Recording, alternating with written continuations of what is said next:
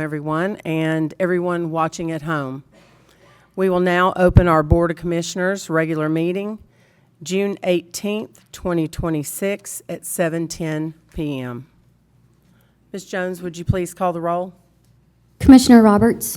Present. Commissioner Hall. Present. Commissioner Buffalini. Present. Vice Mayor McDonald. Present. Mayor Anderson. Present. Item number 3 is prayer and pledge.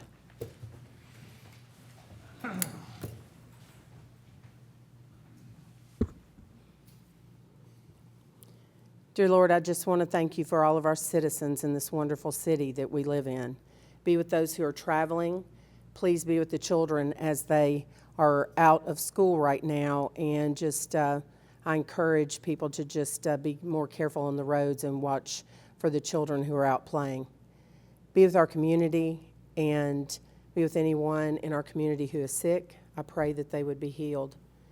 I pray that you will be with each commissioner tonight as we make very important decisions for our community. And I just thank you for your wisdom and guidance. In Jesus' name, amen.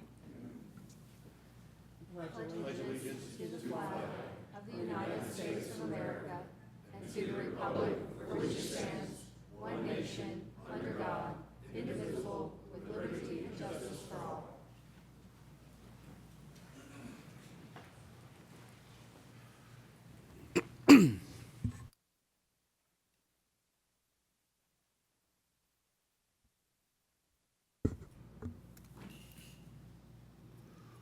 Item number 4 is mayor's comments.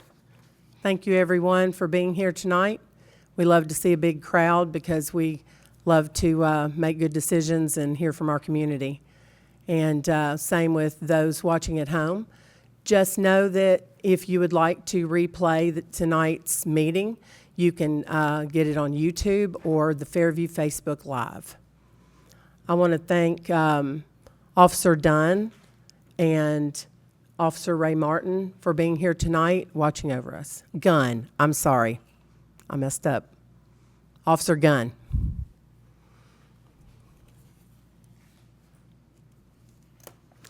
Item number 5 is citizens' comments.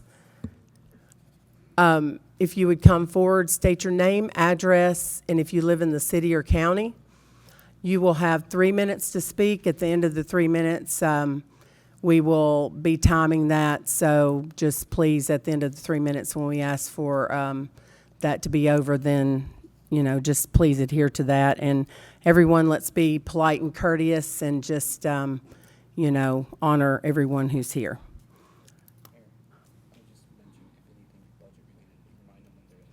Good idea. Okay. If you have anything to speak on that's budget related, just remember we have a public hearing for that, and the public hearing will be right before the budget, and you will have as much time to speak as you'd like. So if you've signed up for citizens' comments, but you actually want to speak just about the budget, you can speak then, and you won't be under that 3-minute time limit. Ms. Jones? We have 4 tonight, Mayor. The first is Mr. Sean Aiello. Good evening, Board. Sean Aiello from Williamson County, just a little bit further down Highway 96. I'm here tonight to comment regarding Resolution Number 40-26. I'm sorry, can we get an address for the record? Oh, sure. 107 Sherwood Terrace. Thank you. Yeah. Here tonight to comment regarding Resolution 40-26 and as representative of Commissioner Buffalini. Before this meeting, I emailed each of you and the city attorney comments regarding the June 6 complaint packet and the proposed proceeding approach addressing the same under this resolution. And rather than belabor all the points made therein, you've already received that. I do want to kind of reiterate a few of the important aspects that I would ask that this board consider when evaluating this complaint and the procedure that's been identified for handling it. Specifically, this June 6 packet contains not just one complaint, but a multitude of varying degrees and allegations of time and of what's alleged to have happened. And we ask that all of these be examined individually rather than examining the packet as a whole and making a determination about referral on merits as a whole rather than individual. Specifically, we ask that you identify the specific allegation of misconduct alleged against Commissioner Buffalini, then determine whether that specific allegation of misconduct occurred while in office and is also subject to the Code of Ethics, and then to identify the specific provision of Chapter 5 of the City of Fairview Municipal Code implicated by the specific allegation, and then 4, to determine whether that allegation of misconduct has sufficient merit to warrant further investigation. If it does, the Ethics Code is clear. This board must then make a referral to an investigation by a third party to review. We would just simply ask that each of these be examined individually. And as Commissioner Buffalini's representative, I will be available for further questions or comments if such is needed during the examination of Resolution 40-26. Thank you. Thank you.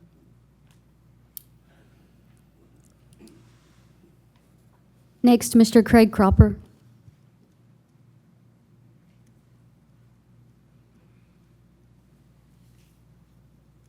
Craig Cropper, 2480 Fairview Boulevard, Fairview, Tennessee. I want to thank all the board for all their time and effort that they put into making important decisions for the city, and I know the budget coming up is important, and y'all put a lot of time and effort into that. But I guess the main thing I wanted to say tonight is that, you know, I read, and I don't spend a lot of time on Facebook reading posts, but almost everything that you read is negative. Negative about somebody or something. You know, the traffic on Highway 100, you know. I pulled out the other day and I went to Ace Hardware. And I was thinking as I was going down to Ace Hardware, you know, how lucky I am to, within a quarter of a mile from my house, I can go to Walmart, Tractor Supply, Ace Hardware, the parts store. And if I don't need it within those stores, I probably don't need it at all. And, you know, it's just right down the road from my house. And it wasn't always that way. You know, a few years ago, you had to go to Dixon to do anything. And, you know, you could look at that. I can look at that as being lucky, and that's great that our city has that. But then when I pull out on the road, you know, it may be a lot faster for me to walk than it is to drive. And if I chose to look at that through negative, you know, eyes and be mad, then it's not right. You know, you got to think. They're building the sidewalks, we're going to have new sidewalks, and the only way to do that is through the construction, and it's going to be a construction mess till it gets done, like building a house or anything else. And so I just want people to be a little more caring toward each other and think before we complain about everything. Think about the positive things that each one of you guys do. And, you know, my granddad was a pretty smart guy, and I remember him telling me, I was probably 13 years old one day, and we were talking, and he said, you know, if you can't say something good about somebody, don't say anything. And it seems like that we do just the opposite, because it's a lot easier to complain because you don't have to think about making a decision to improve it. All you got to do is complain about something, you know. So I just want to challenge everybody to be kind to each other, love each other, because if we do, the sky will be a little bluer, the birds going to sing louder, and we're all going to be happier. Thank you. Thank you.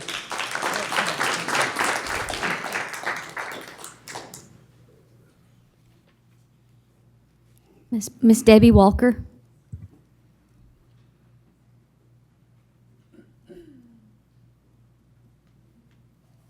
Debbie Walker, 7214 Dogwood Drive. I am in the city limits, and I also just want to thank the BOC members and the staff for all the time that you've put in to try to get this budget back on track. And I know that you will do what is best for the city of Fairview. That's all.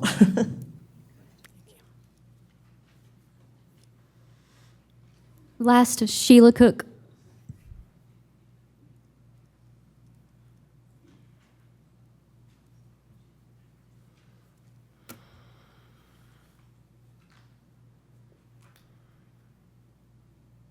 Sheila Cook, 7422 Swindon Boulevard, Fairview. I'm here tonight to ask the Board of Commissioners not to appoint Ethan Greer to the Planning Board at this time. My concerns and others are based on both past and recent actions that raise questions about whether he is the right choice for this important position at this time. First, when Mr. Greer left his position with the City of Fairview, he chose to publicly criticize Board of Commissioner member during his final BOC meeting. The commissioner he targeted had been known for actively responding to and assisting citizens. Rather than ending his service in a professional manner, he created unnecessary division. Second, many citizens have reported that they have contacted Mr. Greer when he was working by phone, email, and never received responses. When residents cannot get answers from city staff, they naturally turn to elected officials for help. So the commissioner he has targeted has been known for actively assisting citizens, and rather than ending his service doing that, it's just like one in particular, Don Buffalini, he consistently makes himself available to residents and responds when others would not. That shouldn't be viewed as serving the public and not worthy of criticism. I personally experienced some of these things also. Third, Mr. Greer filed an ethics complaint that's going to be talked about tonight that involves actions that occurs outside a time frame of the commissioner appointment. If this becomes standard, it could be set as troubling precedent where anyone serving on the board is subject to investigations based on matters from long before their service. This should concern all of you and anybody else that runs in the future. Finally, our city is currently facing the possibility of significant property tax increase. Residents are worried about the financial burden, and this is just going to add to it. But if it needs to be done, fine. But we should be focusing on the most pressing challenges. I encourage the board to carefully consider these concerns before making an appointment tonight on any of them. This is an election year for 3 of you, and I encourage citizens to pay close attention to what commissioners nominate, second, and vote for favor of this appointment. Accountability matters, and voters deserve to know where their elected official stands. Thank you for your time and consideration. Thank you.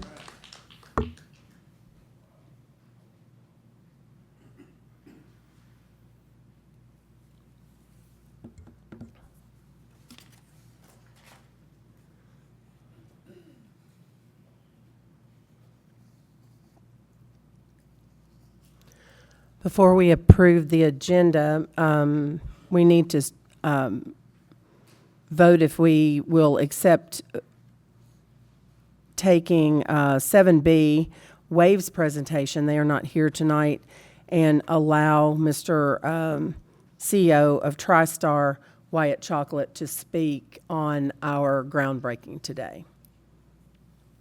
Motion to Second. amend the agenda to add that.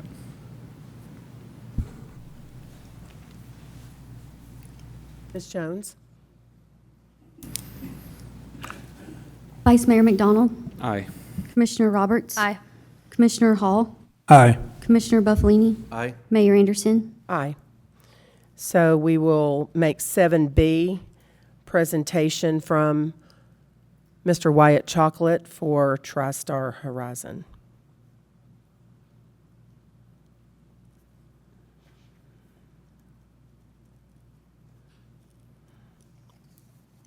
Motion to approve the agenda.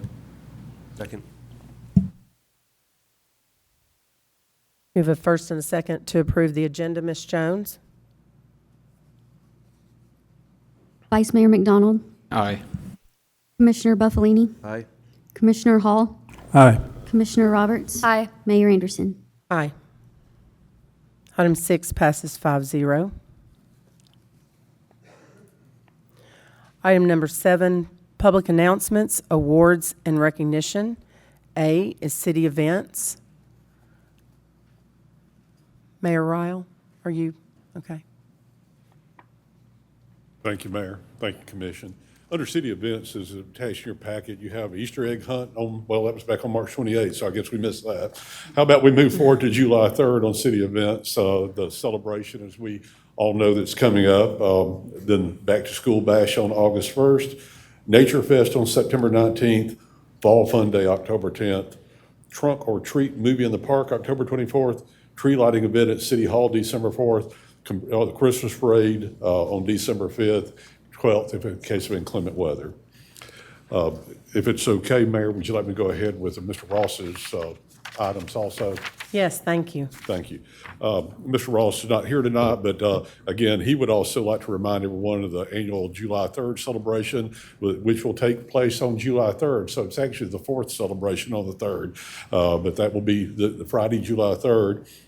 Each year, Fairview celebrates Independence Day in a big way, and we invite everyone to join us for an afternoon of evening, live music, food, family fun, and fireworks. So I'm looking forward to being part of my first one. Gates open at 2 p.m. Live music begins at 2:30, and fireworks show begins approximately at 9:30 p.m. The event, of course, is free. Publix has asked for people not to park in their parking lot. Handicap parking will be available at Kano's. We encourage everyone to arrive early and enjoy the festivities. That's Mr. Ross's report. And while I'm up, the city manager's report is to remind everyone we're closed tomorrow for the holiday Juneteenth. And I have nothing else to report because we've been working on a budget. Thank you. Thank you.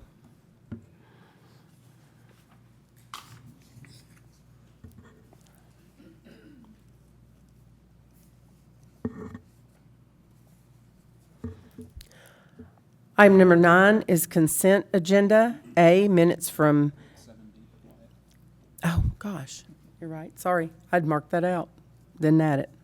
Okay, item 7B, Mr. Wyatt Chocolate, please come forward and talk to us about the wonderful groundbreaking we had today. Thank you, Mayor Anderson. Commissioners, thank you for the opportunity to speak for just a moment tonight.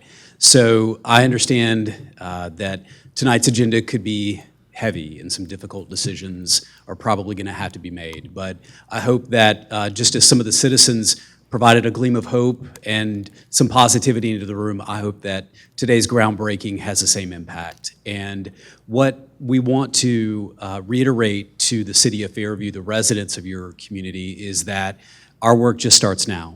And our partnership has been longstanding for a number of decades. And today is the first step of fulfilling our commitment to the city and the residents of Fairview. We're incredibly excited about going through the planning process with the city. We hope that it's a smooth process. We look forward to a great public-private partnership as we go down this journey. We are excited to be able to provide updates to the commission as we progress through the building of the property. And then finally, commitments we've made to including job opportunities and ways to partner with the local schools here in Fairview. That's what excites us and fills our cup just as much as opening the service to this community. And I just wanted to, again, thank each and every one of you for your unified support in our CON application. And at the end of the day, the city of Fairview wins. And that's what I keep going back to, is that amidst all the commotion and the fanfare of the CON process, this board, this commission came together and did what's right for the community. And we're excited to take that torch and carry it to its fulfillment for the residents of Fairview. So thank you so much. Thank you. I had spoken to longtime residents that lived on that property, and they are so proud that their property is being used for the greater good of our city and having emergency services for our community so that we can save lives. So also, I think several people have asked me where it's located. There's a big sign, but if you don't know where it's located, the property that's directly across from the entrance to Bowie Park is the location. And it's a very beautiful piece of property. Thank you.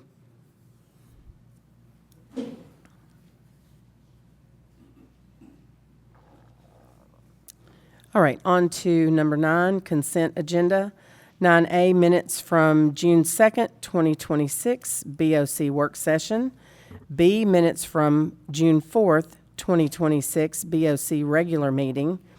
C, minutes from June 11th, 2026, BOC work session. Motion to approve. Second.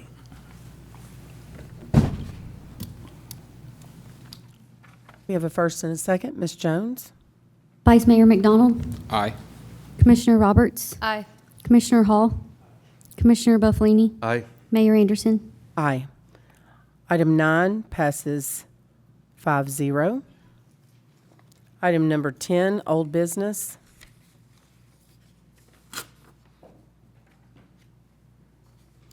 A, Resolution 62-25, a resolution of the Board of Commissioners of the City of Fairview, Tennessee, to formally accept the subdivision improvements associated with the Adams Preserve subdivision. Mayor Ryle, are you speaking on that? Yes, yes, Mayor. Okay. On that item, the city engineer cannot be with us tonight, but the work what we were waiting on was fencing around the detention pond. It has been completed, and at this point, we're ready to move forward with a vote. Thank you. I'll entertain a motion. Motion to approve. Second. Questions from the board? Ms. Jones? Commissioner Roberts, Aye. Commissioner Hall, Aye. Commissioner Buffalini, Aye. Vice Mayor McDonald, Aye. Mayor Anderson. Aye.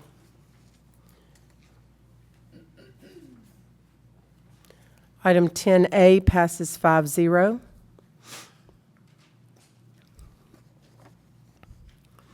Item 10B, ordinance 2026-09, second and final reading for fiscal year 27 annual budget and tax rate. I will now open the public hearing. If you'd like to speak on this, please come forward, state your name, address, and if you live in the city or county, and there will be no time limit on this. Let's just come up one at a time if we could. Thank you.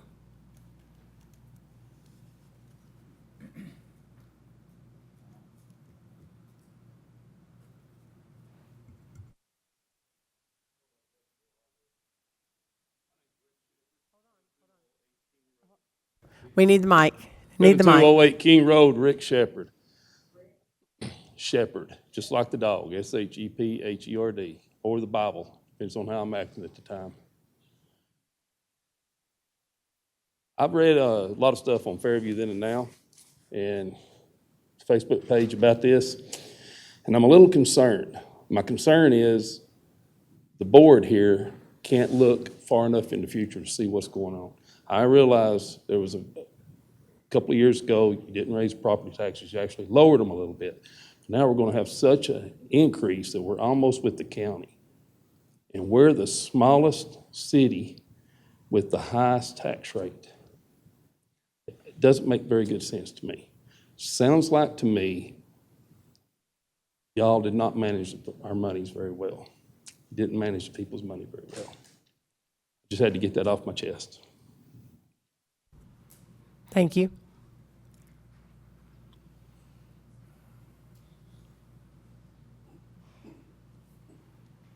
Second that. My name's Steve Fox, Fairview, Tennessee, Glen Haven, 39 years here.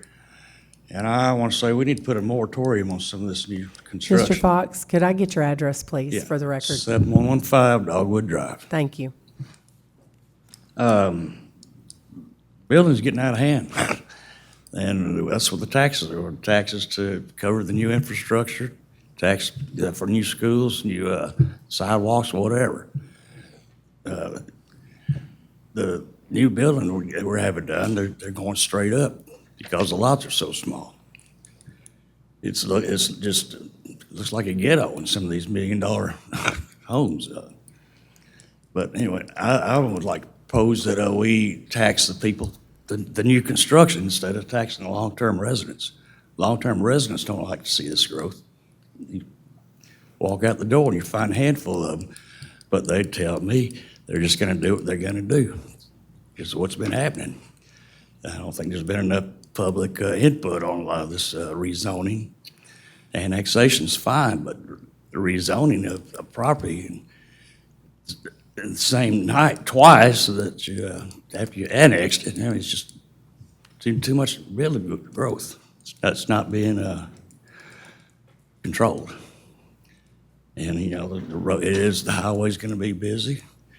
We're gonna have a new hospital here, and that's great. But that's my piece. I just want to say I like to see the moratorium put on the growth and especially the zoning, make it less dense. Please, we don't need the density. That's all. Thank you.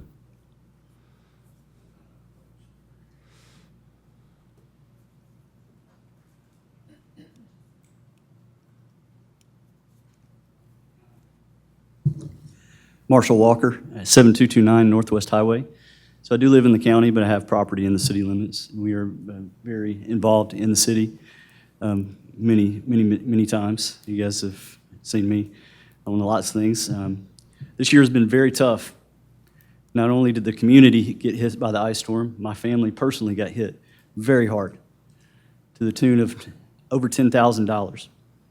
That was not covered by the insurance, was not covered. We didn't have any help. We had to figure it out. There are things that I would have loved to have done in my life this year, except spend that money and the time. I am still working every weekend cleaning up. A 42% tax increase is ludicrous. We are already in the city of Fairview at the highest in the county, and to go 42% is ridiculous. I appreciate all the hard work that the city, the staff, and I don't know how much input the Board of Commissioners, how much you guys have put into that, but it's time to go back to the drawing board and figure out more cuts. There are some in the city, and I'm not coming from any social media. I'm coming from the actual numbers, from my tax documents, and from the board, the paperwork for this weekend or for tonight.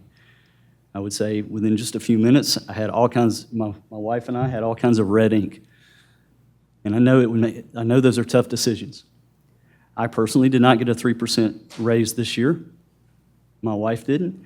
We're on half of a fixed income, so we have to make do. We have to learn, and we have to make those hard decisions.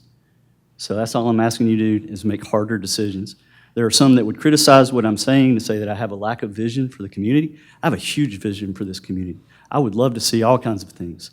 I would love to see bike lanes all over the place. I would love to see bike lanes just like the city of Nashville has, everywhere. I would love to be able to walk and ride my bike without getting killed. Thank God we have an ER coming because of the traffic that we have to face every day on Northwest Highway, because it's going to happen. And I'm afraid that but that's a whole other topic of discussion. But I would love to have those things that would enhance our lives as a community, but it's not the time to do that. And we need to not have a 42% tax increase. So that is my piece. Thank you. Thank you.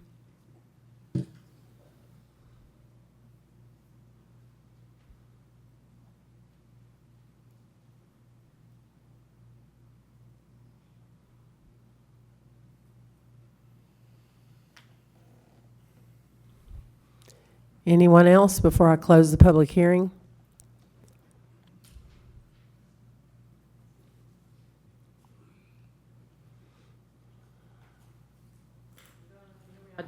Sheila Cook, 7422 Swindon Boulevard, Fairview.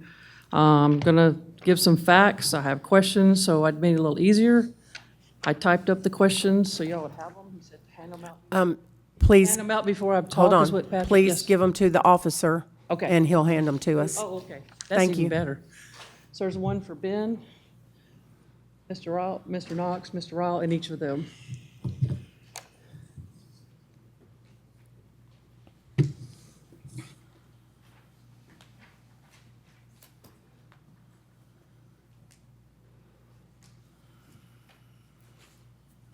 That made it easier. Thank you. Thank you.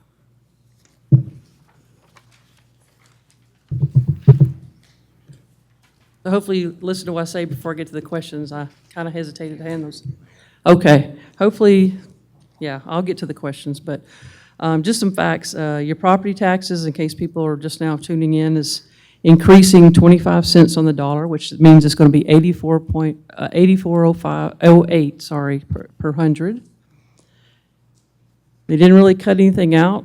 We have a public talking right before they're going to do the second budget. It's got to be done by, vote on the budget. It has to be done by the end of the month. So I think tonight's kind of it. They've had a couple of workshops and nothing was really cut. But we're paying more of this because we had a $1 million new fire truck that there was no money saved for in the last 3 years it was ordered. I'm just doing the big highlights in the last year and a half. The city storm cleanup, $2.75 million so far. Only on properties not in a HOA, nor buoy cleanup is not included in this part. A $9.7 million bond money spent or will be spent by December 2026, and that's, I think, about $450,000 a year that we have to pay for. Yes, there's automatic 3% salary increases, but for everybody that doesn't know, they did speak about, this was either in 2017 or 19, I'm sorry, I don't remember, an ordinance that was passed, so they can't change that unless they change that ordinance. What was cut? Not really sure. No positions, even vacant ones, were cut or frozen. The chipper service was talked about and the leaf service was talked about. Nothing was cut for that. I think that would keep us from having to hire some extra people. Maybe that just needs to go in a moratorium for a while, which also doesn't come into HOA. That's still under development, at least, if not any HOA. I'm not really sure about that. It doesn't come into my neighborhood. Basically, this budget charges residents more property taxes to cover some normal daily increases that we all have. We're all experiencing those. Yes, things had to increase because of gas, other expenditures, maintenance, we get that. Salary increases is just part of it because it's baked in.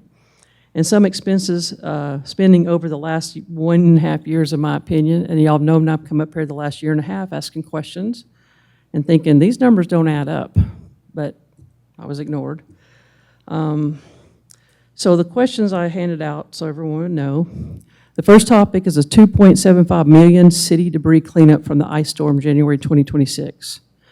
And I hope this gets answered by somebody tonight.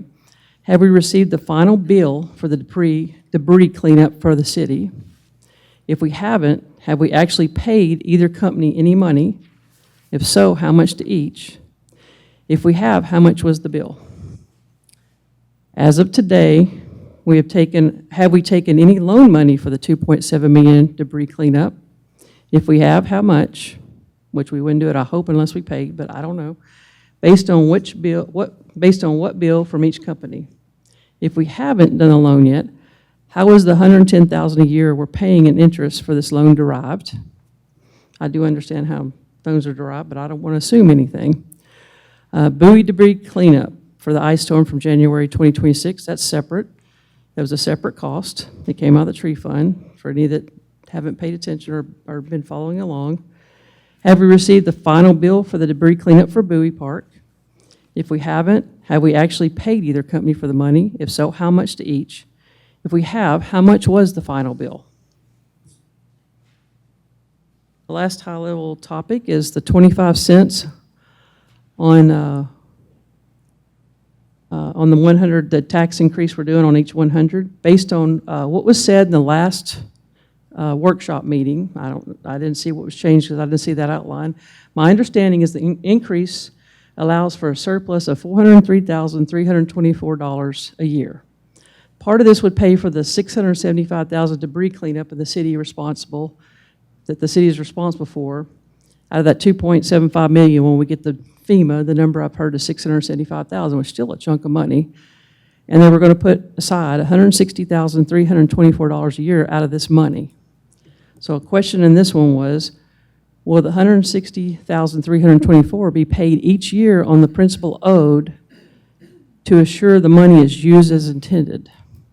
If not, future board members or city managers could use this money for something else, and we would still have to get a long-term loan on debt to pay more interest. I don't know if they can use money for different things if it's not spent in the right way. Again, remember this is an election year for the mayor and the 2 BOC positions. If you're happy with the increase and the city not tightening their belts and spending as we have all had to do, then vote accordingly. If not, then you know what to do in November, sorry. Thank you.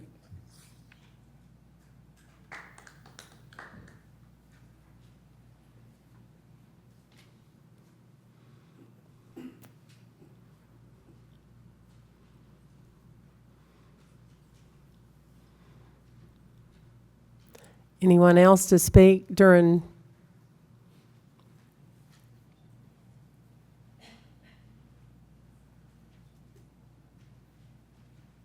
Hello, Karen Cobb, 7802 Willow Crest.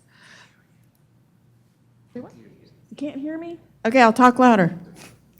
Okay, so I agree that the budget does come across a bit high, and I can understand. But the question that I would have is, I know we've had some unforeseen extra costs this year, which personally, I don't know anybody that's not grateful that the city took care of the residents and the cleanup with the ice storm. So I know that I speak for myself and several other people that were all, Bowie Park, that were all very grateful for that. And I do understand that those costs are in there. I think my question is, can we see a decrease in the following year? Or how long before we can see a decrease with some of these extra spending? Because I do believe, I don't know how long it is to pay back the loan, and I think it's a 3-year, I think, or a 4-year, was it? Does anybody? Anyways, so just wondering if that would assist with helping people to see a bigger picture of, like, there is light at the end of the tunnel, that this isn't going to be an increase every year as high. Just because I think that due to the unforeseen, a lot of the city, it keeps being brought up in regards to the storm and the cleanup, which hopefully most people are grateful for. I know I was, and I know most of my neighbors were grateful for that. And I do know it was a cost, and I'm so glad we got our park back open and that it's a safe location as well, but maybe there's a compromise somewhere in the middle there somewhere, and I'm just not sure what it is, but thank you. Thank you.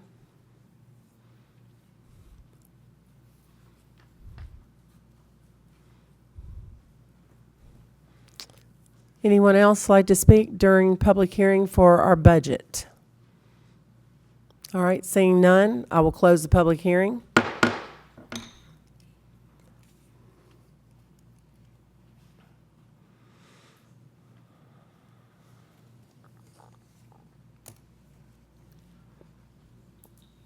Mayor?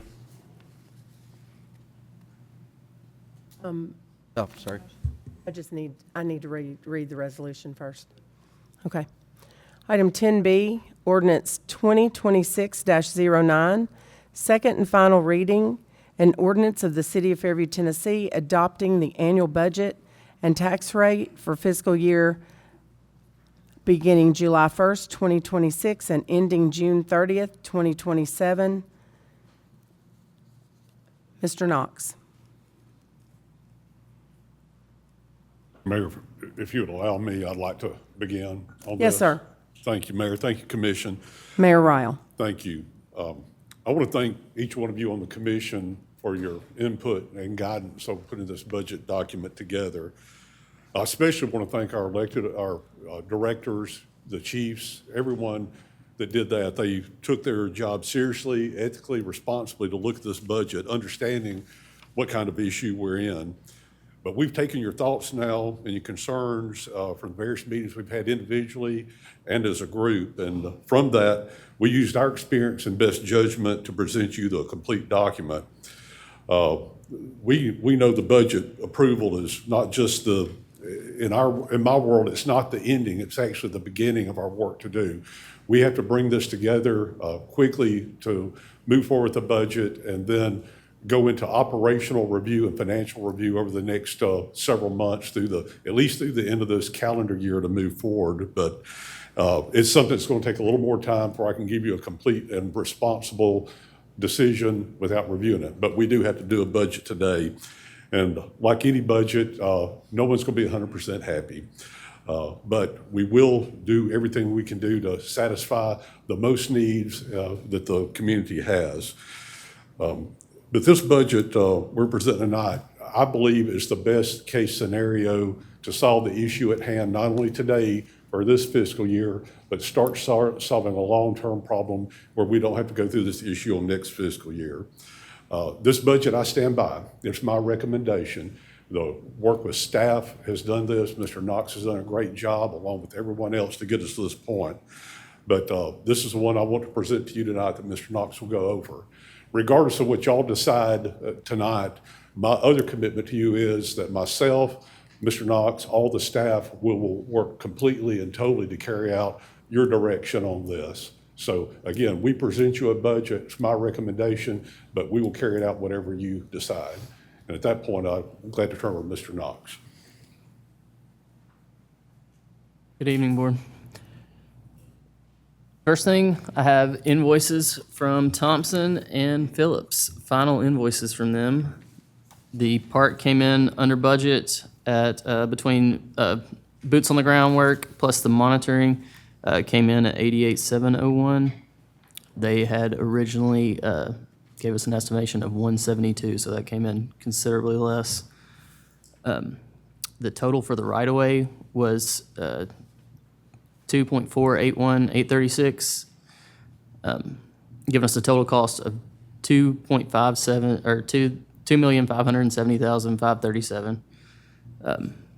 The deposit from Cumberland Securities was 2,705,000 minus the cost of business 35,000. So in our bank account we got $2.67 million.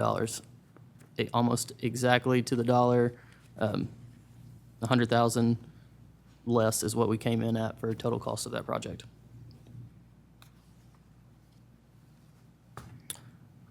I have not received anything from Mr. Werner at Cumberland Securities. I have asked him to, how would we be better off applying, I think we went over it last workshop, the on the revenue where we had the extra 172, it should be on the first revenue page, on that line by line. Excuse me, I guess the second page of the line by line budget.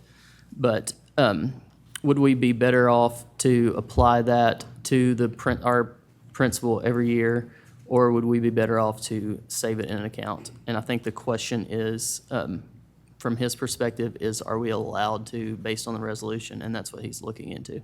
Just what would be better. We'd originally planned to just save it in an account to, once we got the funding from FEMA, and then just apply it to the principal since it was written as a tax anticipation note. But we just wanted to make sure that it wouldn't be better to reduce our principal every year by that. If that was the case, then I would bring an amendment, and then we would have, it would just be a debt service line item for that. Instead of it just being a surplus, and I've got it in a transfer out right now, so that means it would be in its own separate account, like a separate savings account, so that it wouldn't be touched over there. But as soon as I have the word from him, it doesn't change anything about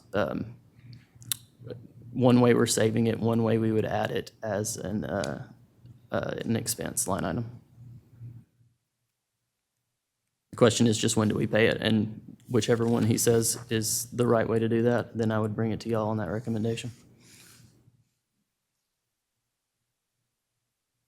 Next thing, I handed this out to y'all before the meeting. I have the cuts that we made before our first budget presentation. So this is all stuff that department heads asked for in our meeting that we did not put on the first budget that we brought to y'all. Stuff that didn't make it to that. If you want me to read through it, I can. If not, yeah. Admin was fleet, just one car for $25,000. Police was fleet. They requested 4 cars, cost of $216,000, and adding an additional officer at a cost of around $60,000. Fire, add 1 officer at a cost of around $60,000, and the original holiday pay was an extra $110,000 before we changed that. We discussed that last meeting as well. Public Works, they requested fleet, it was a bucket truck. It costs around $170,000, and 2 crew members with a cost of around $110,000. Parks asked for a dump truck costs around $82,000. Shade structure for the playground, around $200,000. The Bowie Bridge for $100,000, and Veteran Park Bridge and restroom facilities for $100,000. So this just shows what we cut before we brought y'all the first budget, just as an illustration.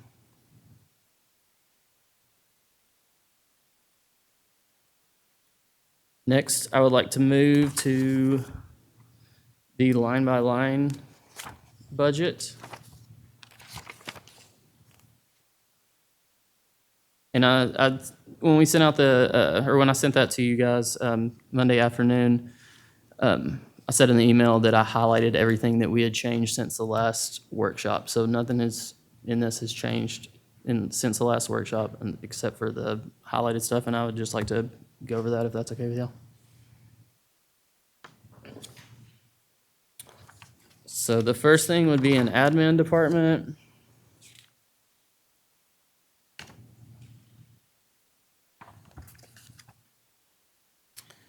We changed the, in order to get the facilities account where all our debt service is coming out of, we use the surplus in 110 to cover the debt service on the 2021 A bond at a cost of $243,000.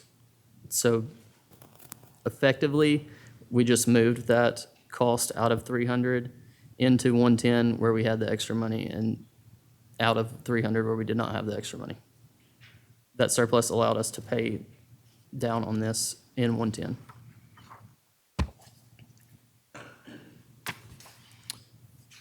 The next change is in court. We just took $1,000 from their office furniture, line item 309.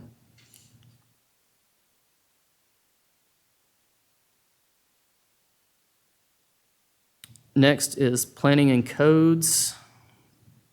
So this looks like two changes, but really just one change that affected both line items. So what was changed was line 255, plan review services. Maria has gotten her certification to review residential plans, so we can do that in-house now instead of having that having to farm that out. So the original cost of that was $30,000 is what we had in that line item. We're taking 20 out. I'm leaving 5,000 in part-time salaries. Our building inspector is going to be out for a little while, and I had taken that out for this budget, and he is having a surgery, so I need to move something up there so that we can still get building inspections done in his absence. Also chose to leave $5,000 in the plan review services line item. I'm certain that we all know that that is backed up, and that was just good faith to help them catch up, get back up to speed. Happy to change that if that needs to be changed, but that was just our idea to catch that up, was leave them a cushion where they could, where Maria could be working on stuff, and our contractors could also be working at the same time to catch up on those. Next is fire department. So we changed how we were going to do that in the last workshop meeting. Basically, if they are on shift, they get paid for the whole time. If not, they get paid for the equivalent of 8 hours. And the only reason that's different is because their pay scale is based on a different amount of hours than a regular 8-hour employee, regular 40-hour employee. So we took the cost of what it costs to run a shift, basically just personnel cost of what it costs to run a shift, and multiplied that by the amount of holidays, and it went from 80 to 120, so we had to add 40,000 there. With that change. Next is police. I lied. Next is public works. I apologize.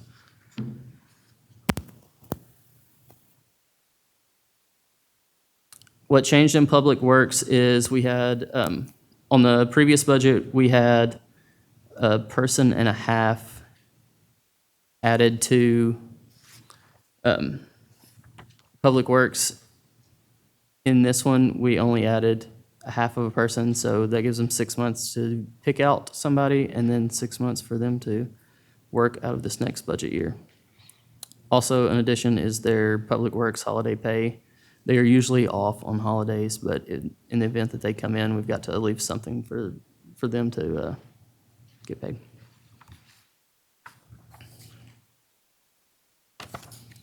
Now is police, and the only thing that changed for them was the police holiday pay, and that is the same thing as fire. If they work more than 8 hours that day, that they would get paid for that. So say they work 10 hours, they would, instead of getting paid for 8, they would get paid for 10.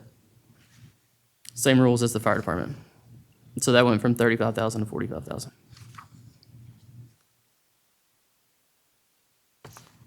I believe that is it.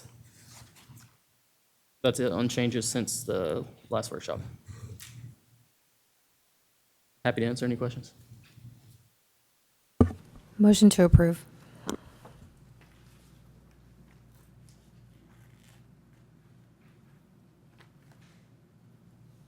Second. Mayor. Questions from the board? Thank you. Yes, Commissioner Roberts? Mr. Knox, can we go back to the first topic that you brought up, this sheet that you provided to us that will be available to everybody if it's not already online? It's the cuts before the budget presentation that we had on June 6th. So if we can just walk back, June 2nd. If we can walk back to that, we had a budget in front of us that proposed no tax increase, but evening us out so that we would be able to make the budget in FY '27. We still would have had to raise taxes next year on that, but that would have just evened us out. And it was really down to bare bones. We were cutting 16 positions with that.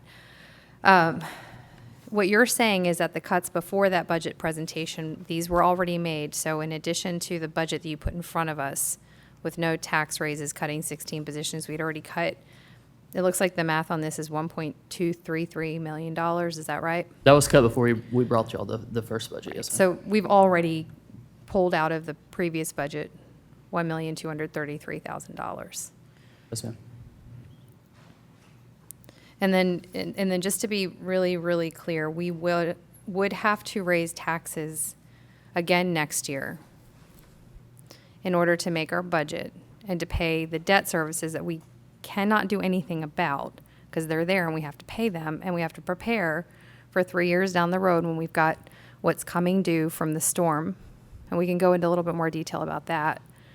But we have to prepare for that, which means we have to raise the taxes up to a high enough level that we can put money into our account to save for that.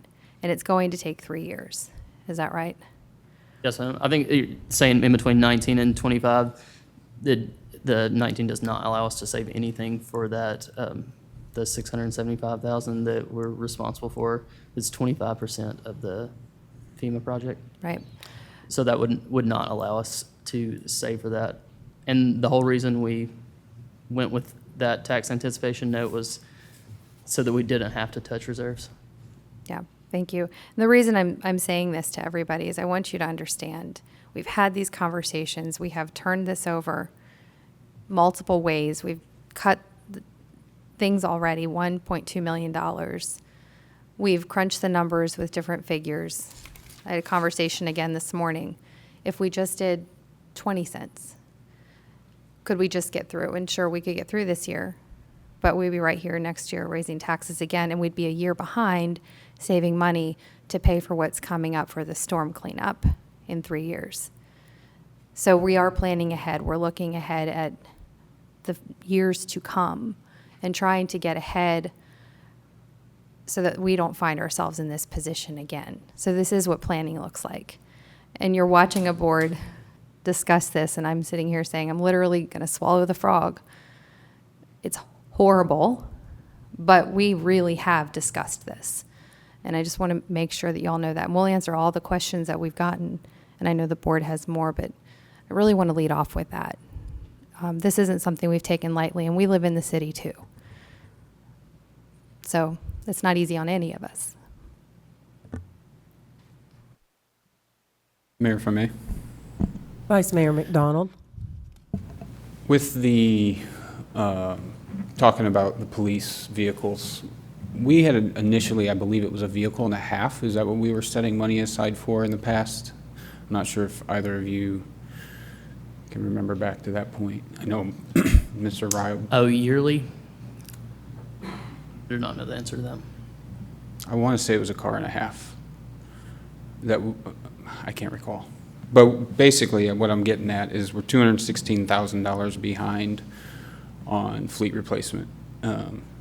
As noted, the police were trying to catch up by asking for 4 cars because Instead we've of been 2. out of the budget for 2 years now. This will be year 3 that it hasn't been addressed. So in addition to the budget that's being discussed tonight, it still does not include those items to get us back on schedule for that. And I think that's something important for people to understand too, that these tax increases, as uncomfortable as they are, with some, things have to change in order so we can get our feet back underneath us, so we don't have to take out loans on everything that we need, which ends up costing interest and additional money, and you're constantly chasing your tail, as everybody can probably relate to that with their personal finances. So in the event, on top of that, right, so we're behind, that's just the police cars. If you look at the other 6, we're over 300,000 once we add 2 more vehicles to that 4 that currently listed. And then that's again, just the police department. That's not including the needs for the fire truck or the fire department we received the new fire truck today, I believe, which is great that we took delivery on that. However, the cost for that, it was understood that the money was being set aside. It's neither here nor there. We find ourselves in the situation that we're in, and we have to get out of that. And you add on top of that the additional rescue truck that the fire department has, the maintenance, I've said this a couple times now, but the maintenance cost on that continues to increase every single year. I think we originally budget $10,000 for maintenance on, I believe it's apparatus as a whole, and that truck alone is over $30,000 this year for multiple different breakdowns that it's experienced. And as it ages, you're just going to continue to see that number go up. So putting ourselves in a position to plan for these things in the future so we can get out from some of this debt and save for situations like the ice storm, where the interest on it is over $100,000 a year. That's a cost for not being prepared to handle a situation like that. We'd be much better off if we had cash on hand and could pay for that, and then wait for FEMA the 3 years it'll take for them to reimburse us the 75%. That's something to note too, for those that may not know, that number that we talk about, that 2.5 million that was just referenced, 75% of that will come back from the federal government, and we hope that the state gives another 12.5%. We don't know if that's going to happen or yet. They have not made a decision, but 75% of it will be coming back to us from the federal government.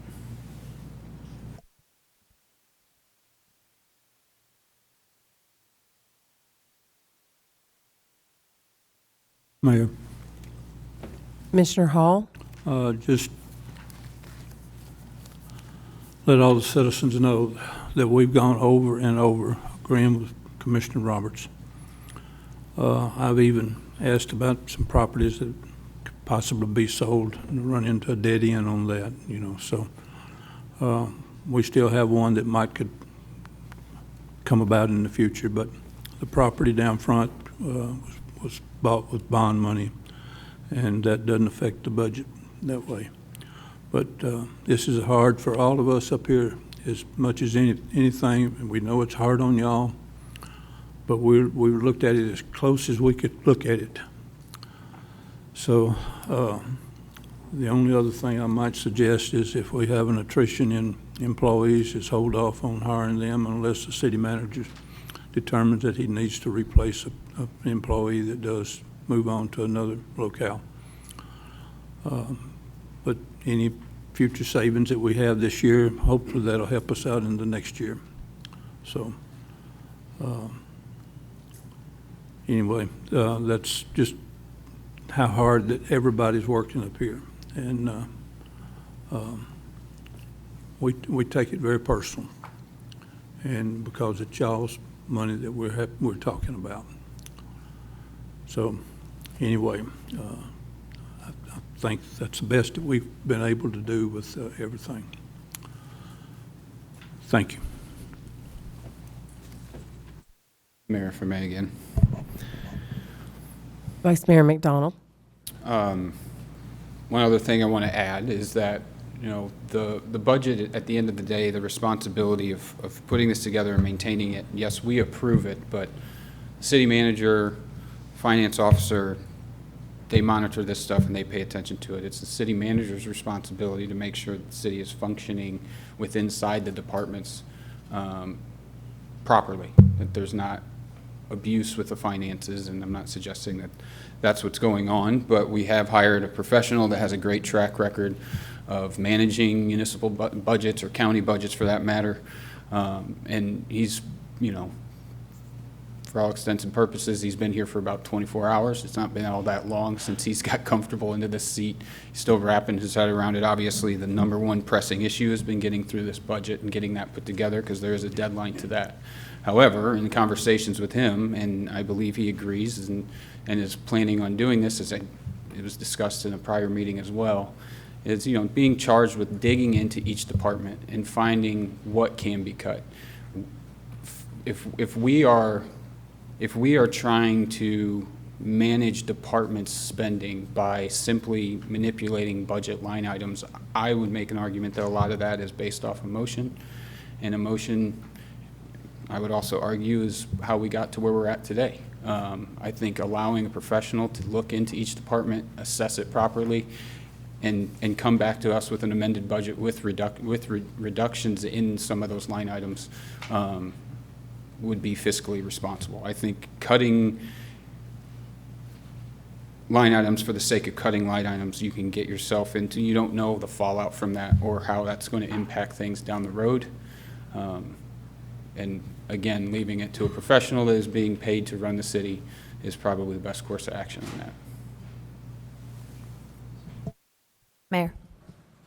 Commissioner Roberts. Thank you. I completely agree with what Vice Mayor McDonald just said, and I'm hoping that we can get reports from Mayor Ryle as you go through and do that very important work. And that is the work of the city manager. The board should definitely pass it over to you and let you really dig into this. I think it's fair to say that we are doing what we can to pass a budget in time to meet the requirements of the state. And this is a budget. Every line item in here won't get spent to the full amount. And I think the city staff knows that we have, that we are tight. But I kind of want to go back and visit the storm real quick, because there were some conversations I had this week. And so I just want to make sure that when we're looking at the total number, which if y'all are like me, I'm very happy that it came in under for both the park and the city cleanup. But I want to make a couple things out in the open and transparent and clear here. So either Mayor Ryle or Mr. Knox, were there any properties that are in our estimates or in our bill that we paid for that were outside of Fairview city limits? No, ma'am. So everything that we're paying for was inside the city limits. There was no county property. Yes, ma'am. Thank you. I also want to remind everyone that the total that we've come to, which is $2,570,537, is in fact lower than the $2,705 that we originally estimated and borrowed up to. And out of that, 75% of it off the top will be reimbursed by FEMA.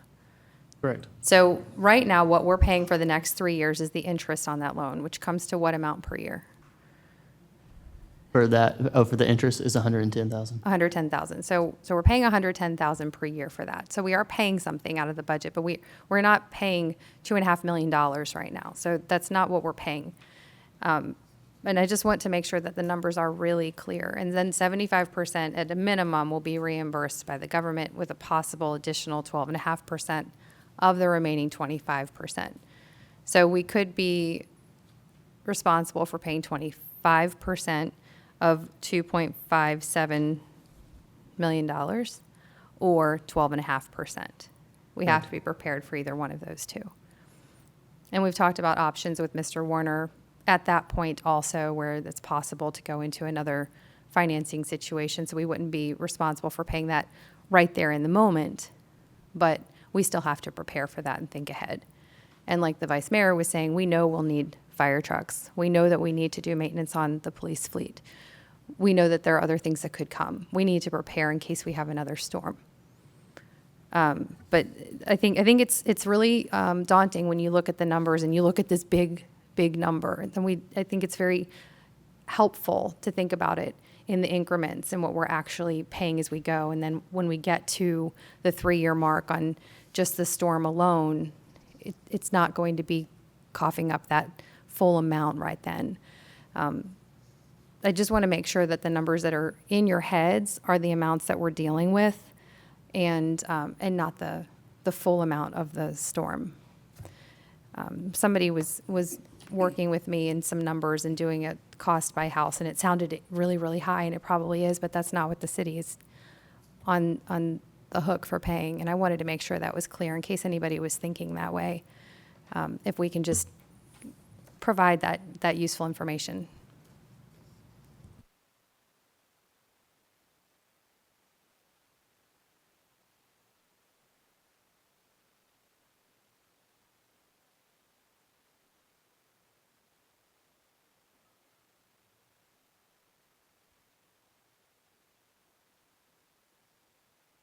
Mayor? Commissioner Buffalini? Thank you. I feel like we've been beating this budget down like a horse right now, and there are still items on here that I would. First of all, I'm very pleased that our parks did not get cut, our programs did not get cut, our public works are not getting cut, fire, police, and the employees are not being cut, and I appreciate that, and I love that, and. That was during my conversations with Mr. Knox and Mayor Ryle. Those were some of the things that I was very adamant about not cutting, but there were other items that I would have loved to have seen cut that were not cut in this budget. But I do appreciate the what they have put into this budget. So thank you very much, gentlemen. Mayor, Vice Mayor McDonald? would it be possible for the commissioner to expand on what's not being cut that he would like to see cut? I would love to hear specifics on that. Commissioner Buffalini, would you like to make a list of things that you would like to see cut? At this moment, I mean, if you wanted to go down line items, I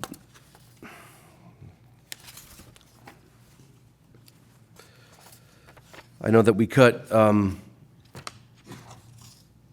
know that in Board of Commissioners, there were things that were able to be cut as far as travel and training for us, especially temporarily. I think that stuff should have been cut at least for right now, but that's just my opinion. I'm one of 5. There are other items that I could have seen being cut: meals, lodging, sundries, some travel in just about every department. Equipment, as far as office furniture, we cut office furniture in one department, but none in the rest of them. And I get they're $500 items or $1,000, but I just feel that at the end of the day, they all add up. And then there were a lot of other things I don't have in front of me now, but I know that I sat for 2.5 hours with Mayor Ryle, and some of them were addressed. A lot weren't. So.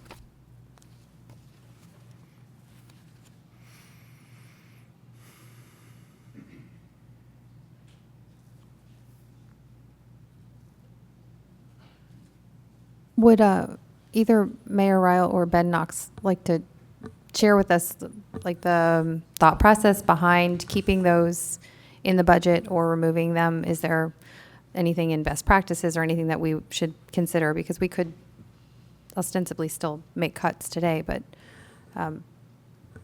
Is there a reason to leave those lines in there? I'm sorry, I may not understand your complete question. Are you talking about as far as the Board of Commissioner lines, or which lines are you?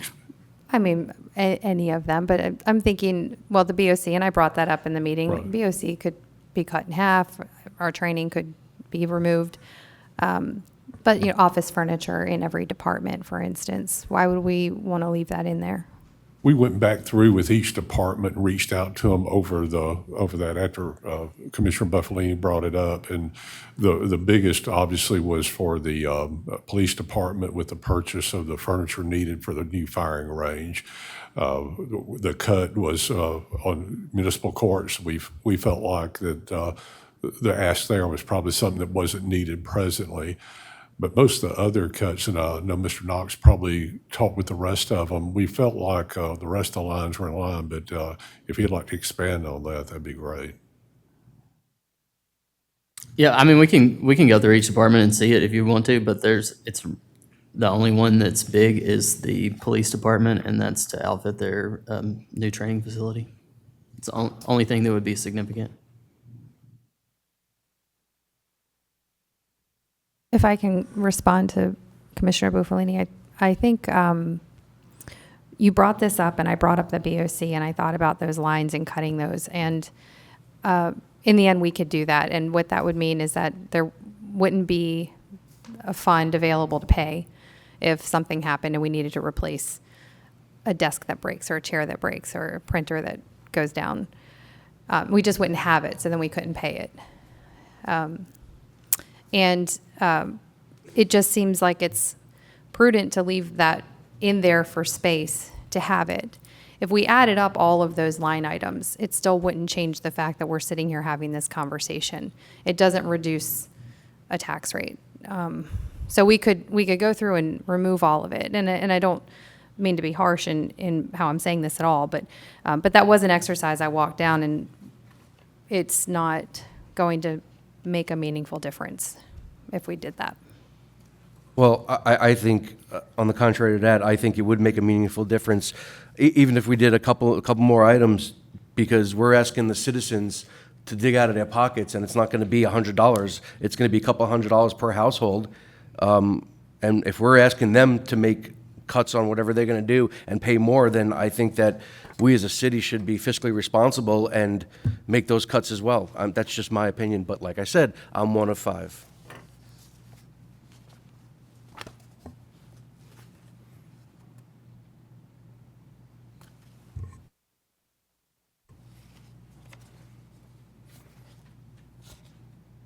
I also feel that we should readdress this comes down to administration, look at how much we're spending on renting equipment, on leasing equipment. I mean, I think we were like $70,000 on copiers. I mean, maybe we can readdress that and try and get a lower price for that, maybe. I don't know. I'm just putting that out there. Some things that we can work on as a city to get this budget down, or...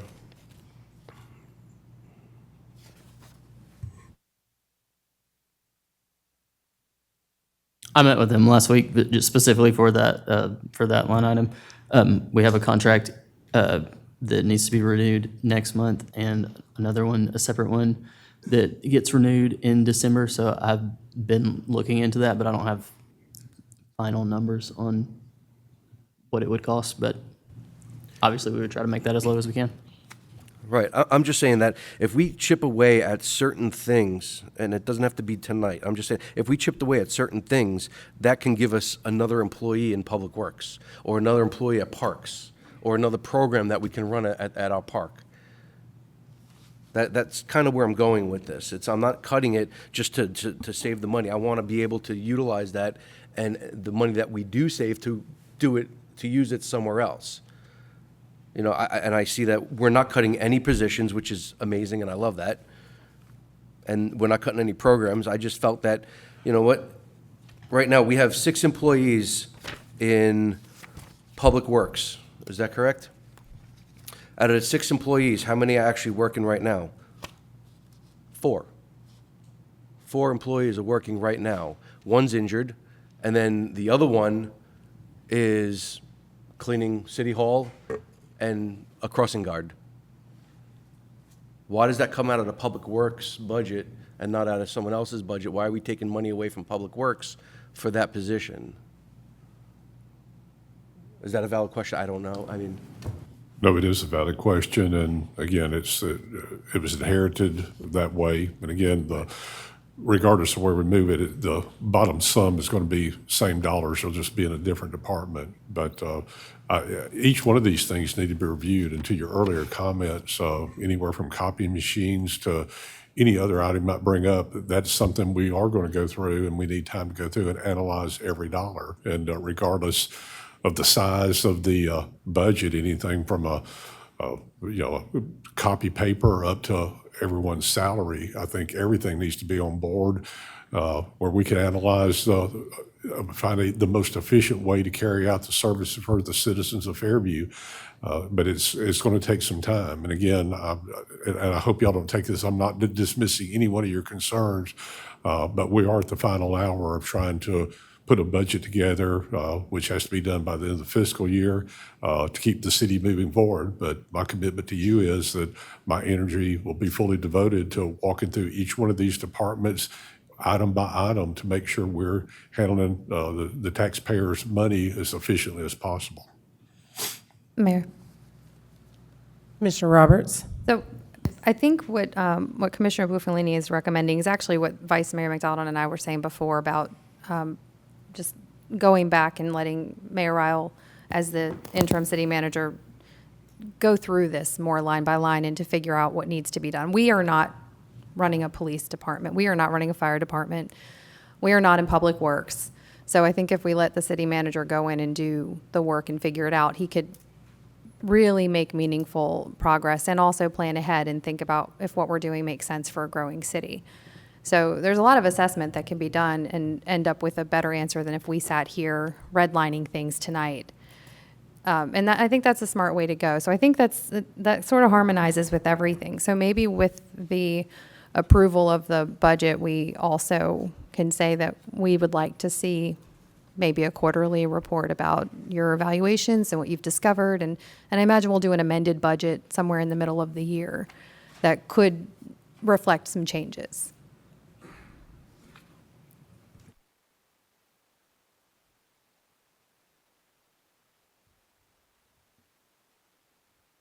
Okay, so first of all, I just encourage everyone not to get their information from Facebook. It is very skewed and incorrect.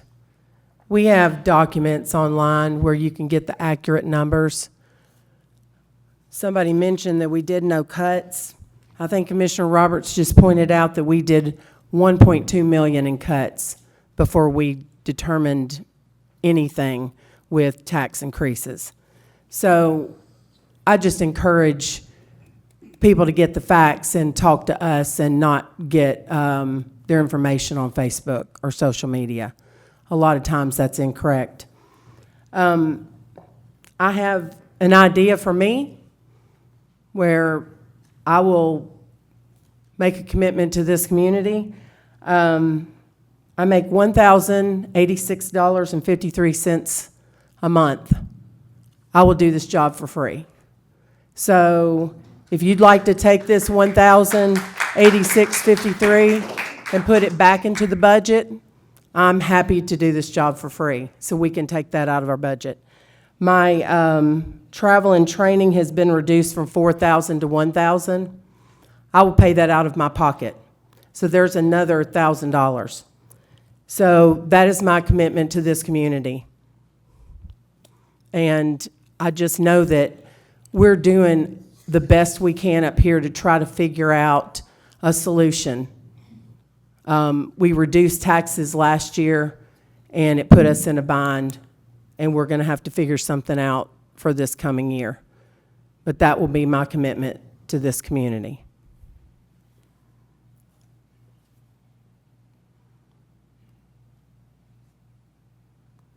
Mayor, if I may. Vice Mayor McDonald. Just as I believe That's not something that we can adjust in the budget, though. I think that's something, there's an ordinance that states how much the commissioners get paid, so we would just have to review that ordinance at some future date. Not that it couldn't happen, but I just, It's for the record, actually- for the public, it would have to be an ordinance I discussion. think it's in the municipal code. Something beyond the budget discussion, yeah. Yeah, but we can't change it, but I guess you could I think you donate it. could donate it back if you. That's what I was going to say. It may not be able to be changed, but I can put my money anywhere I want to, and I'll just donate it right back to the city.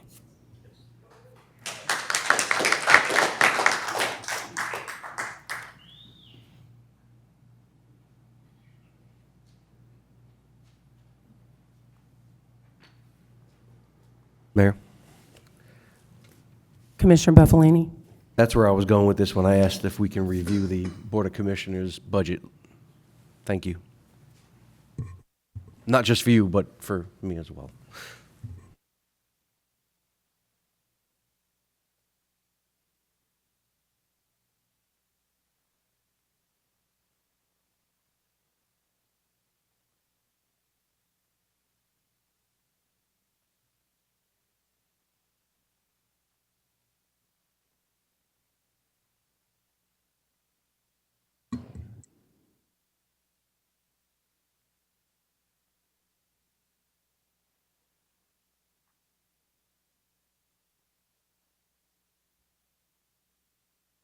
Any more questions from the board?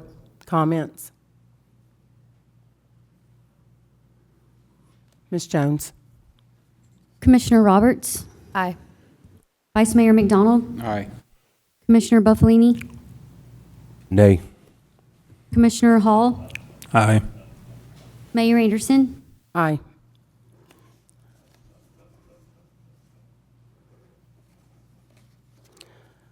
Item 10B passes 4-1.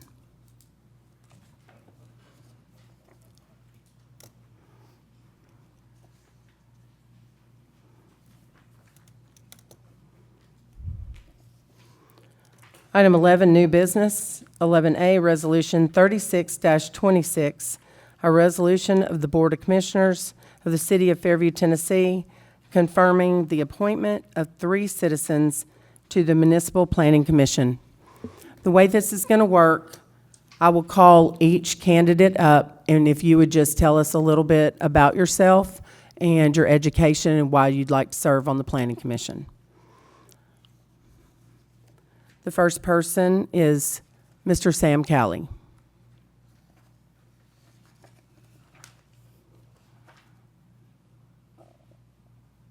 Do you need my address?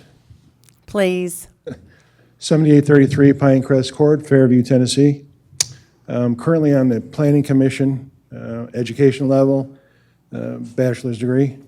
I work for a metal exchange, it's on my shirt.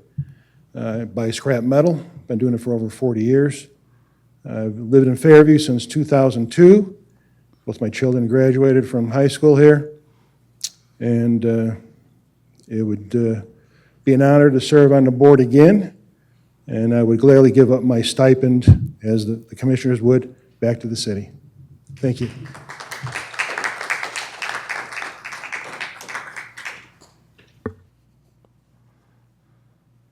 I don't believe I see Mr. Gatewood.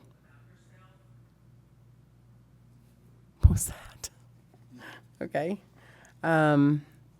Next would be Mr. Ethan Greer.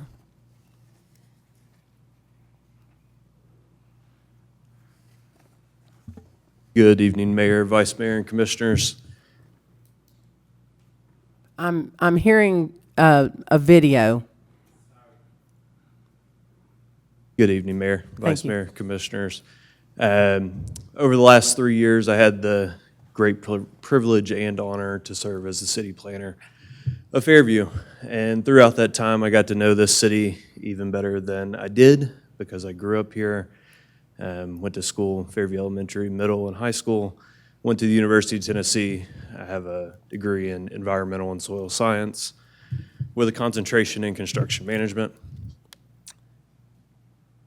I have devoted my life over the last 3 years to this city, and I would love to be able to have the honor to get to serve city on the Planning Commission and continue the mission that we started under my time in the Planning Department. I have extreme knowledge about the new development code from the first time that it was opened to the time that it was passed, and I would appreciate your nomination tonight. Thank you.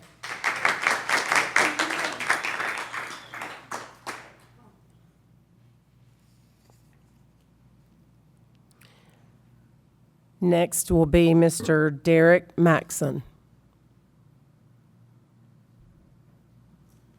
Okay. Miss Elizabeth Moy. Okay. Mr. Jeff Pape.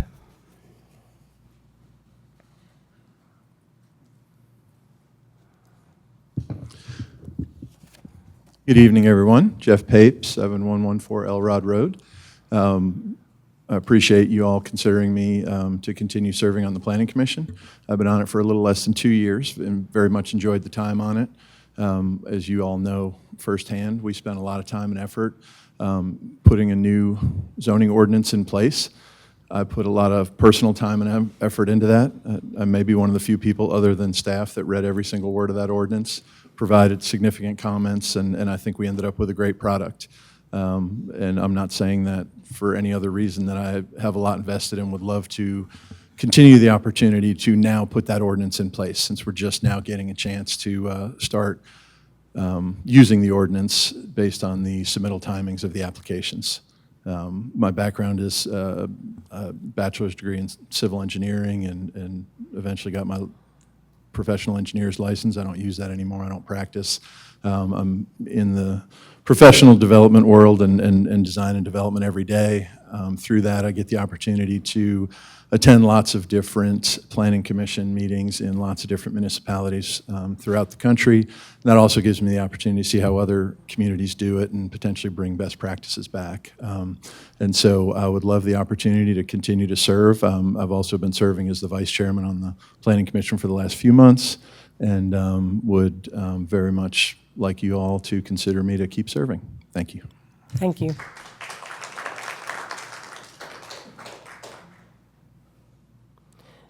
Mr. Mark Swert.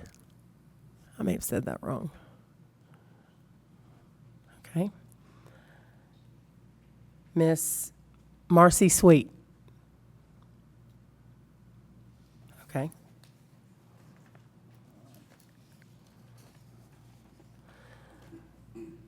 All right.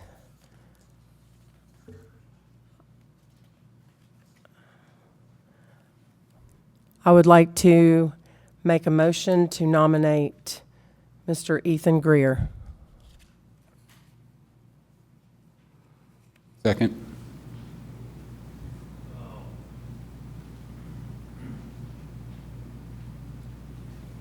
Want to take all the motions? I mean, all the people at one time? That's No, I think we should fill one seat at a time. okay. Because if you don't have agreement on all of them, then we're going to have a hard time. Ms. Jones? Mayor Anderson, Aye. Vice Mayor McDonald, Aye. Commissioner Hall, Aye. Commissioner Roberts, Aye. Commissioner Buffalini, Abstain.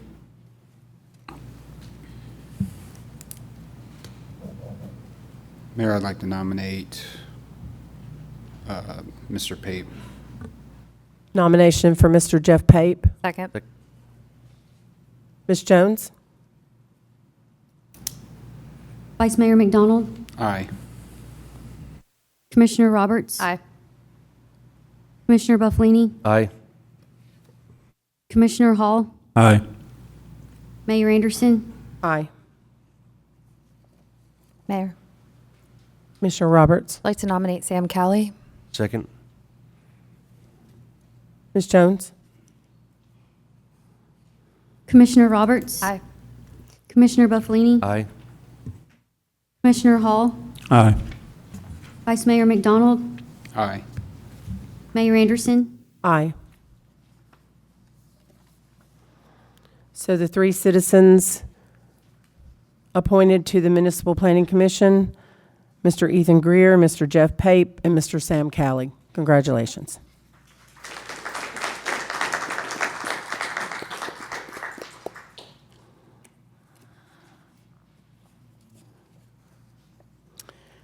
Item 11B, Resolution 37-26, a resolution of the Board of Commissioners of the City of Fairview, Tennessee, confirming the appointment of 3 citizens and 1 commissioner to the Parks and Landscape Board. Same as before. I'll call your name, and if you could come forward, tell us a little bit about yourself, why you would like to serve on the Parks and Landscape Board, any education that you'd like to provide, and we will start with Mr. Mark Albritton.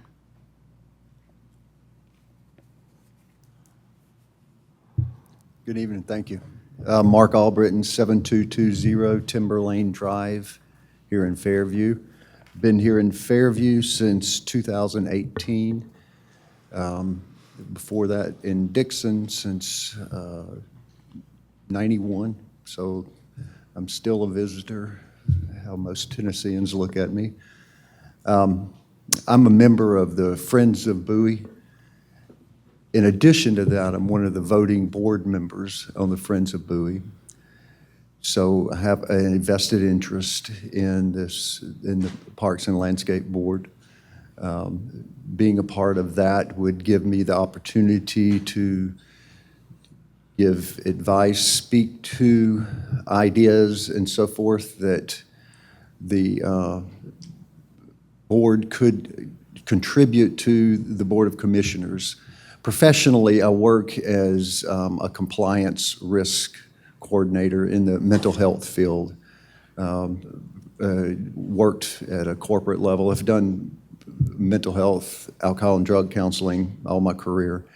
I worked at corporate for about 4 years, had enough of that, went back locally, right up the road here at Mirror Lake Recovery Center in Burns, settled back there, hopefully to stay there until I retire. Part of doing that has taught me how it's so important to work with commissions, work with state agencies. In my line of work, it's more state agencies, DEA, SAMHSA, and so forth like that. But it has taught me the ability and the need to coordinate with committees, to coordinate with agencies that oversee what you're doing.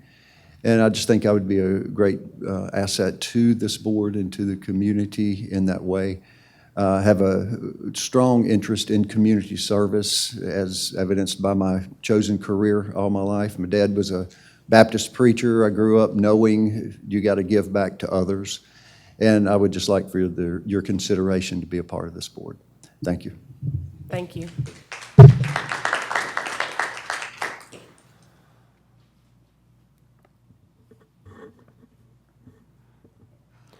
Ms. Darlene Bortner. Okay. Mr. David Dodaro.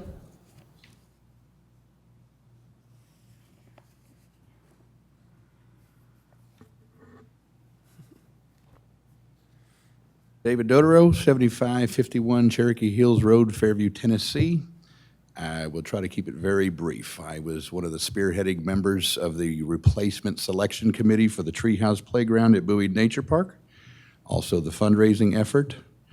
I am a past commander at the American Legion Post 248 here in Fairview, which we also spearheaded the paver project that is currently underway. The materials are on their way.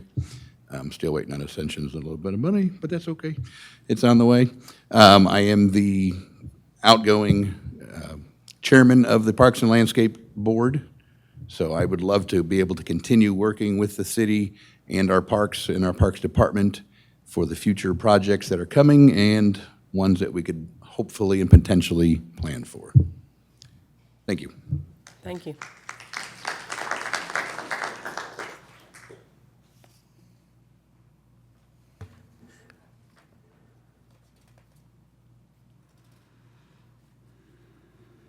Is Miss Dawn Thank you. Pfeiffer, is she here tonight? Okay.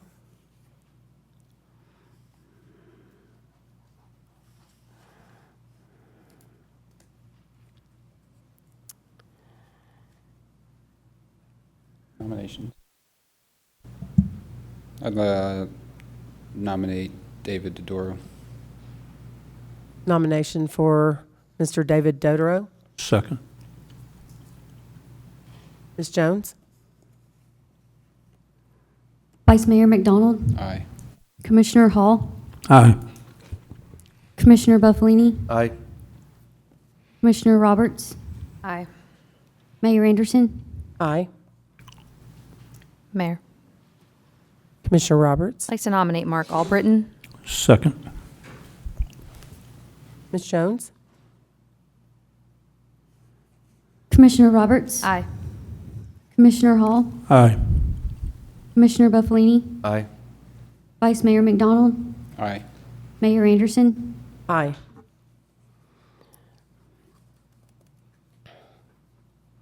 Here, I have a question.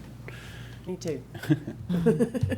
Regarding the third opening on this board, I know we have the paper applications from everybody, but I personally would like to hear from the individuals. Is there a way that we can just leave that open and vacant and fill it at a later date when those individuals can present themselves, or is that something that needs to be addressed this evening? I don't think there's a requirement that you appoint somebody tonight.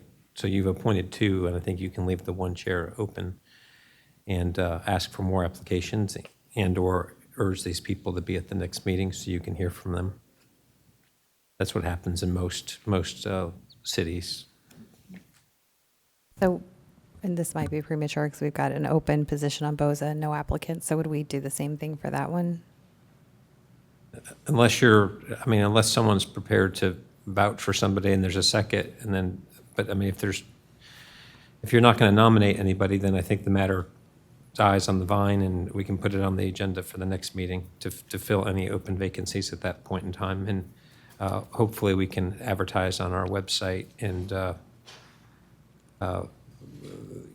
through those channels to get some additional applicants. Thank you. And have the people show up and, speak their piece and tell us what their qualifications are. Okay, and I would like to nominate Commissioner Hall to remain as the commissioner to the Parks and Landscape Board. Second. Ms. Jones? Oh, Sorry, what? sorry, I just have one question for Oh, for question. Commissioner Okay. Hall. Is that Question. something you are interested in, Mr. Hall? Okay, all right. Did he say yes? Yes, I did. I don't think your mic's on. He did. He's Okay, interested. he said yes. All right, great. So, congratulations, Mr. Albritton and Mr. Dodoro and Commissioner Hall. Do we need to take a vote on that? Do we need to vote on Mr. Hall taking that, or? Yes, let's vote on Mr. Hall. I just I threw skipped you all off. that. I threw you Okay, off. Ms. Jones? Mayor Anderson? Aye. Commissioner Buffalini? Aye. Commissioner Roberts? Aye. Commissioner Hall? Abstain. Vice Mayor McDonald? Aye. Okay. Congratulations, Mr. Albritton, Mr. Dodoro, and Commissioner Hall.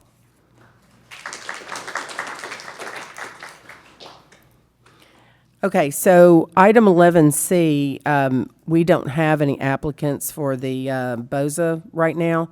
We will read that and vote on it at a later date, as well as the third person. I would make a motion to defer is how I would handle Okay, it, since let's- it's on the agenda. Okay, so should we defer the third person to the planning commission, to the Parks and Landscape as well? I think so. I think we ought Okay. to defer that appointment to the next scheduled, it would be July 9th. Is that our next BOC meeting?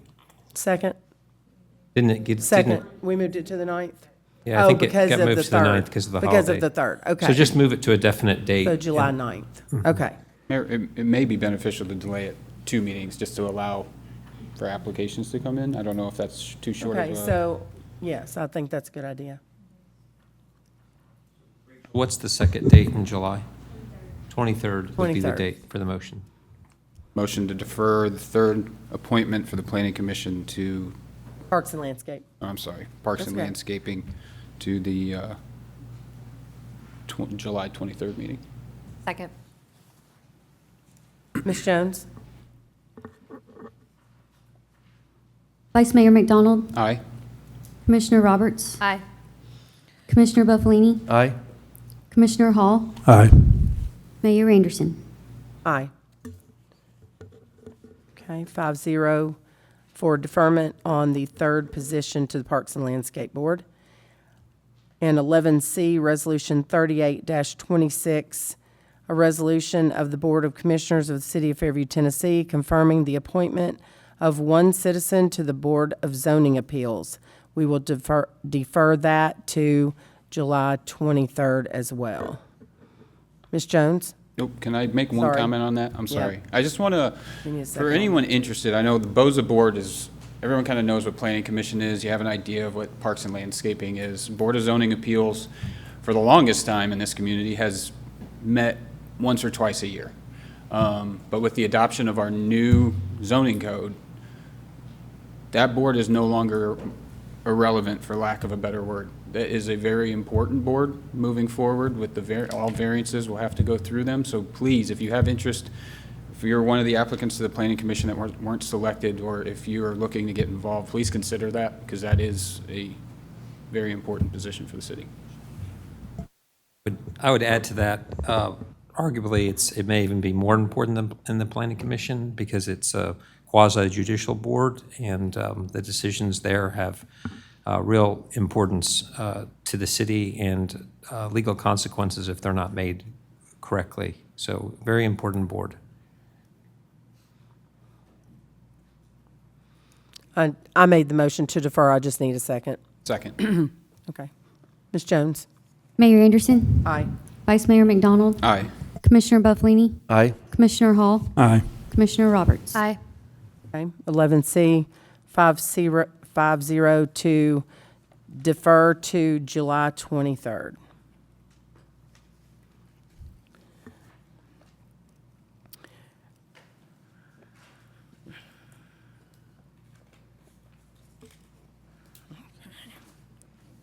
All right, so we are going to take a 5-minute recess before we begin. This has been a long meeting, so we're going to take a 5-minute recess, and we will be back, let's just say at 9 o'clock. We'll be back at 9 o'clock. Thank you.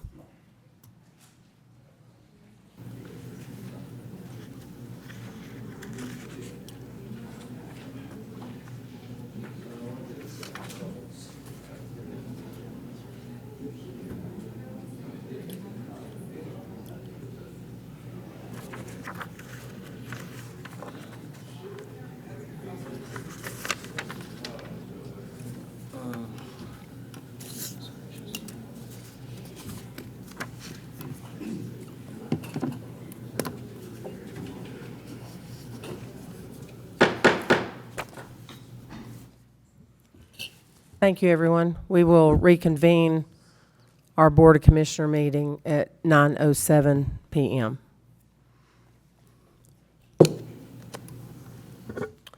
Item 11D, Resolution 40-26, a resolution of the Board of Commissioners of the City of Fairview, Tennessee, making the determination required by 15102C of the Fairview Municipal Code with respect to ethics complaint lodged against Commissioner Don Buffalini.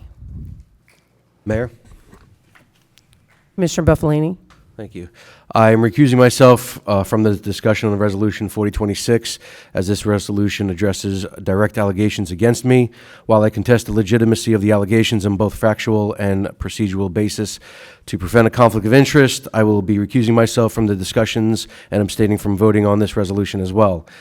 Should this commission determine one or more allegations has sufficient merit to warrant further investigation by a neutral third party, however, I will participate fully in that process.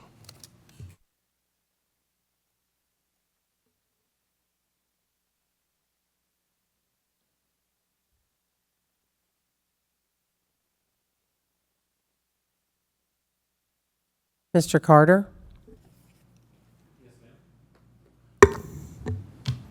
Your name's on the item. Okay.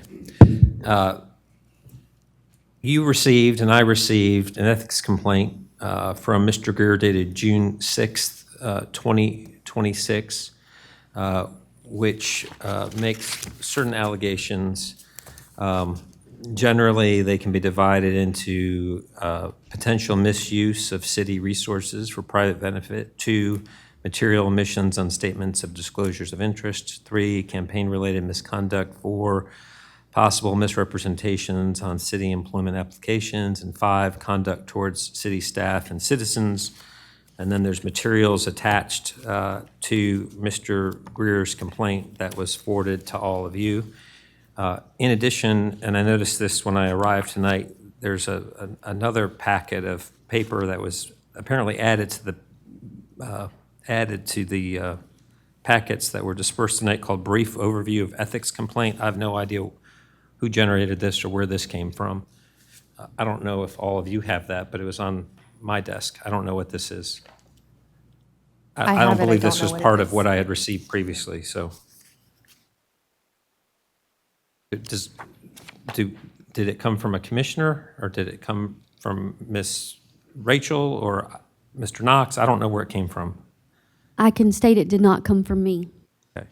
So I guess the first item of business is to understand where this came from, because it hasn't been added to the packet properly. I'm not adverse to it being added to the packet, but it can't be added at the 11th hour without any knowledge of where it came from. This packet was delivered to my shop while I was not there in a manila envelope. And it stated to distribute it to staff and our commissioners. So it was an anonymous, it was anonymously delivered to you? Yes, I was not there. when So it I was think, arrived. I think the first item for this board to address is whether you're going to add this to things that you're going to consider or not. But My opinion, having not sure where the source of it, and it's not part of the official ethics violation, correct? So, I mean, I personally I haven't looked at it, nor do I plan on it.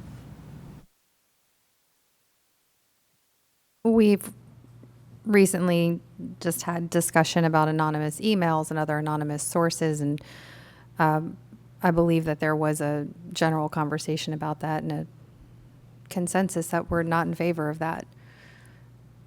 We don't know where this came from.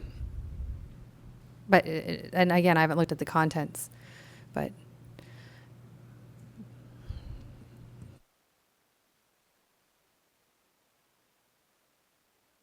anybody else have an opinion about it? So I think either you need either to vote to add it to the things that you're going to consider or vote to exclude it. We need to deal with it one way or another. After reviewing it, it appears to be an overview of what has already been stated. So it's nothing new, it's just an overview of the ethics complaint. So I would instruct the board then to disregard this. And I've not reviewed it, nor am I going to review it, because it doesn't have a name on it and it wasn't properly made or submitted or added to the packet. Okay. Even at any rate, we wouldn't have time to even look at it, period. Okay. All right. Second part of this is that what's been alleged is a violation of the city's ethics code. And so I have to recuse myself because I'm not going to investigate one of my employers.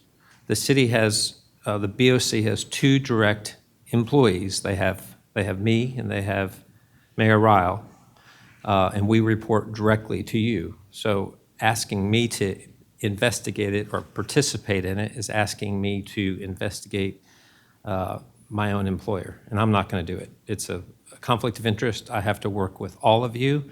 I try to treat all of you equally and give you the same attention and information. So I will not do that. I think, as I've outlined in the resolution that's in your packet under 1510, which is the city's ethics code. You're called to make a determination. You can determine one of three things tonight. You can determine that the complaint has merit. Option B is you can determine that it does not have merit and that no further action should be taken, or you can go with option 3, which is you believe it has sufficient merit to warrant further investigation. On the investigation part, I have contacted a lawyer that does these types of investigations, have forwarded you her information. I'm familiar with her work. She does a good job. In your packet is the engagement correspondence, what the terms of her engagement would be. And so if you decide that it has sufficient merit to warrant further investigation, I would recommend that you hire her and allow her to do an investigation and then make the recommendation to you about what her findings are and what she recommends should be done. You need to discuss the complaint that's been made and whether you believe it has merit or doesn't have merit or has sufficient merit to turn over to an investigator. I believe you received a letter from Mr. Buffalini's counsel. I don't, as far as his statements about what your analysis should look like, I don't disagree. So there's been many allegations made by Mr. Greer. I think they're worthy of discussion, and I think you just need to decide whether you're going to investigate or not, depending on whether you believe it has merit or not. I would like to make a motion that we send this to a third-party investigator for investigation. I think the motion there would be the motion to approve would be to adopt this resolution with option C being selected, Mayor. Okay. And that's what I think. I think that would encapsulate what needs to happen and what your statement indicates that you would like to see happen. Yes, sir. I'd like to make a motion to adopt Resolution 40-26 and pick option C to send it to a third-party investigator.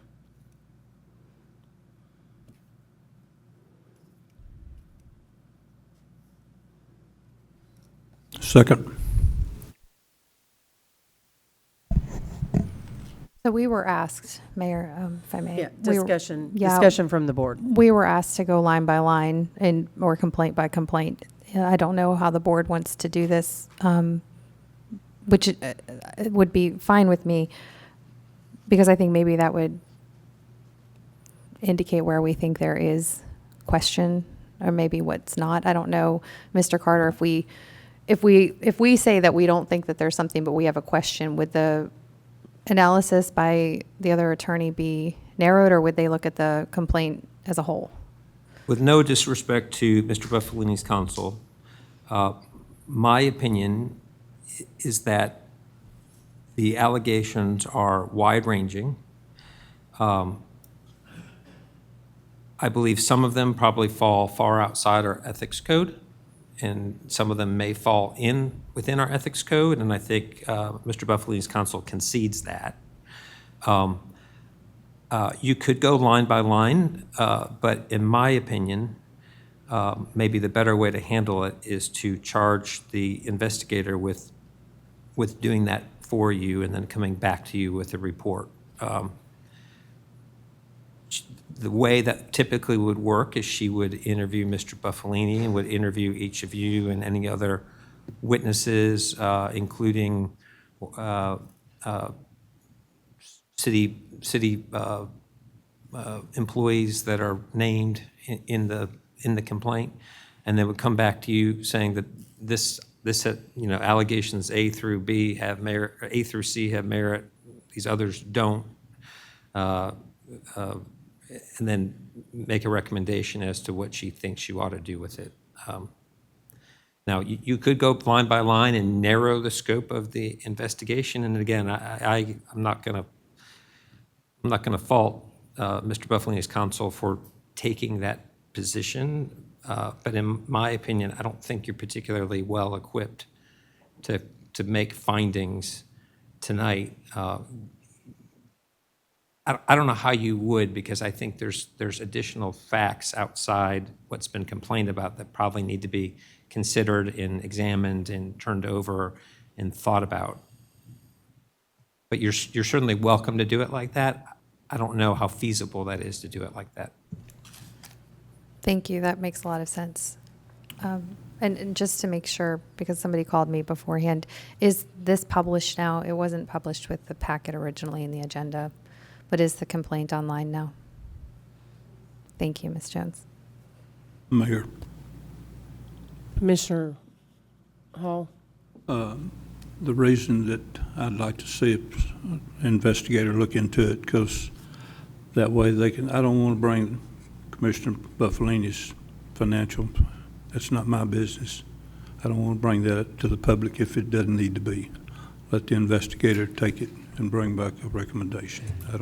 I don't agree with that part of the violation or supposed violation. You know, for example, our ethics code says that the items must have occurred while the person was serving, and some of these things may fall outside that timeline.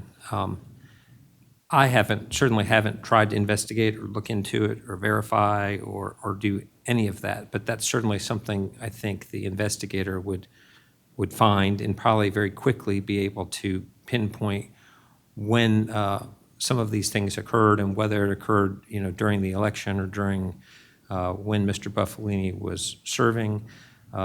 If they aren't, then I think they fall outside our ethics code. Now that doesn't mean that the board may not want to know about it if it rises to the level of a crime or a misdemeanor or some sort of grave misconduct. But I think the investigator will also be able to tell you that. Now those kind of things would really fall outside the ethics code. The ethics code is very limited in its scope. I think all of you are more or less familiar with it. But for example, if I can put my hands on it, the kind of things in our ethics code aren't, when people use the word ethics, I think they're using it very broadly. For our purposes, our ethics code involves personal interest, disclosure of personal interest when an official is voting, or disclosure of personal interest in a non-voting matter. And that would be like Mr. Buffalini tonight saying, hey, I have an interest in this vote, so I'm not going to participate in the vote, and he recused himself. And I think all of you have probably done that from time to time if it involves your employer or somebody that you know, et cetera. Another example would be 1505, acceptance of gratuities. 506 would be improper use of information gained while you're serving, usually for personal use. Use of city time and facilities. I believe some of the allegations in Mr. Greer's complaint allegedly speak to that. Use of position or authority. I believe some of Mr. Greer's allegations probably go to that. Outside employment, I don't believe that is relative to what we're talking about. And then it talks about how ethics complaints are going to be made. So it's very limited, our ethics code. It's not what probably normal folk would consider encompassing the word ethics.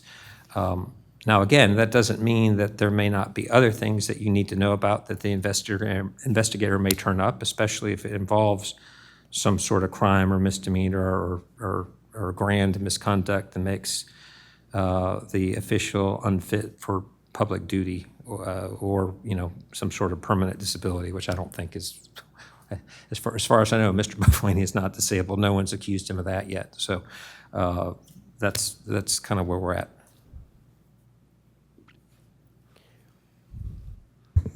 So you mentioned that we're looking at things that have happened since he has become commissioner, but some of the allegations are things that would have prevented him from running in the first place. So how's that handled? Again, I think there's also, as I understand it, there's been a complaint made to the election board, and so they will need to decide whether those items that were made were serious enough to warrant an investigation. So I think some of what we might do at some point is going to be dependent on what they do with those items. So the election commission. It's a we're looking separate at matter altogether. The election commission is one matter, and the ethics is another matter. I think so. There's several things going on with this complaint. It's a bit unwieldy because it's so many different things, and I think some of them may properly fit into our ethics code and need to be examined, and some things probably don't. They may fall under other items of law, though, either the general law or election law in particular. But as I understand it from Mr. Greer's letter, the complaint was also forwarded to the election board. I have no idea what they may or may not do with it. I think that relates particularly to disclosures that Mr. Buffalini at some point attempted to remedy by updating some of the dates. But again, outside my knowledge, and I don't take a position on it.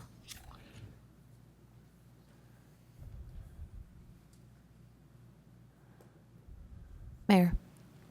Mr. Roberts. Thank you. In situations like this, I think of this as a two-part analysis where we've got the behavior or the allegations in a complaint and the procedure and what this board is tasked to do, has the powers to do, what's appropriately before us. And this board is very narrow on what we can do. With what Mr. Carter was just saying, we can't put ourselves into the ballot boxes. We can't say what would have happened in elections. We have to follow very closely what's in our code of ethics. And then we also have to look forward to what would happen. Say this goes under review and it comes back. And we move forward, right? We say, oh, this is a grievance, and we try to remove a commissioner. Then there's an appeal process, and there's a standard for that appeal, and it's a 4-part analysis. And that's really getting ahead of ourselves. But for people that have been reaching out or people that have questions, I'm trying to get a little bit ahead of it to say this is kind of what you could expect, a very long road, and things that may or may not fall within the scope of the Board of Commissioners. I agree that an independent review would be best to settle all of the questions. So we can't have the question of whether or not we let something go or whether or not we were too hard on somebody or if we put ourselves in place of what would be the appropriate body to make the decisions. So as much as we can do that to remain unified here as a board, to honor what you all and all of us elected to bring to the Board of Commissioners, we really have to follow closely a process. And it may or may not look like something that everyone would agree with. But to the point that Mr. Carter was making, there's an election commission and there will be elections in the future. And there are certain places where this is meant to happen and certain places it's not meant to happen. So please understand that the process will prevail in all of these things because it has to, and that's a wonderful check and balance.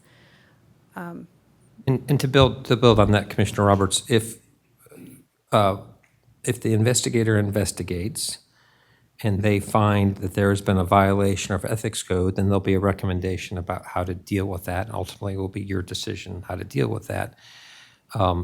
If the investigator discovers or turns over evidence of a crime or a misdemeanor in office or grave misconduct showing unfitness for public duty, then those would be grounds to possibly consider removal of an official. But removing an official from an elected position in a constitutional democracy is intentionally very difficult. We don't remove folks in a popularity, as a result of a popularity contest, because all of you have people that voted for you, and all of you probably have detractors, is what we don't like to think about that part, but we all do. We have people that, think we're great and people that dislike us. As an attorney, 50% of the people roughly like me half the time, and roughly half the people dislike me half the time, and that's just my life for the past 27 years. There's been a lot of talk about whether what's been alleged constitutes a ground to remove Mr. Buffalini from office. I have no idea. That's what I mean. This complaint alleges certain ethics violations that may or may not be a breach of our ethics code, but it also alleges other things that the investigator is going to have to look at and decide whether removal is even something that is a consideration or not. It is way premature to even have that discussion at this point, because I don't know what she's going to find or how she's going to consider those facts, or what will become facts at some point. Right now, they're just allegations.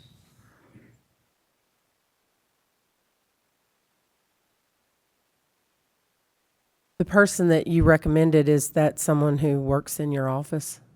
Oh, absolutely not. That would be a conflict of interest.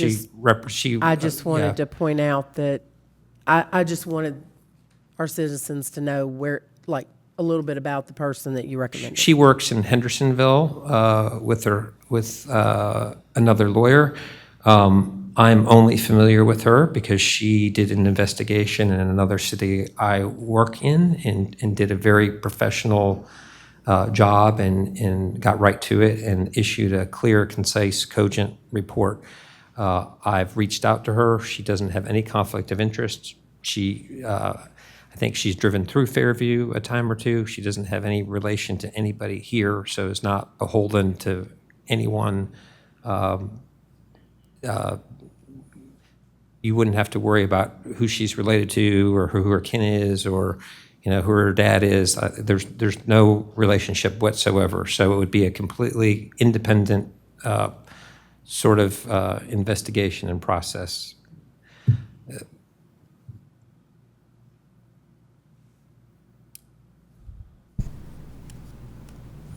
Mayor. Vice Mayor McDonald. Thank you. I guess when I first had this come in front of me, I considered how I would feel if an ethics violation was filed on myself. And upon giving that thought, my logic leads to the only way to get properly beyond that is to have it looked into. And I would encourage it if it was me that was the complaint was against. I think we risk, regardless of how we feel about this, there's a lot to it. A lot of it, I think, is very clearly outside the scope of an ethics violation from this particular seat. There are a couple items in there that may or may not be, and quite frankly, I don't know. However, the only way for our board to move forward with the public with transparency and I guess gain trust that we aren't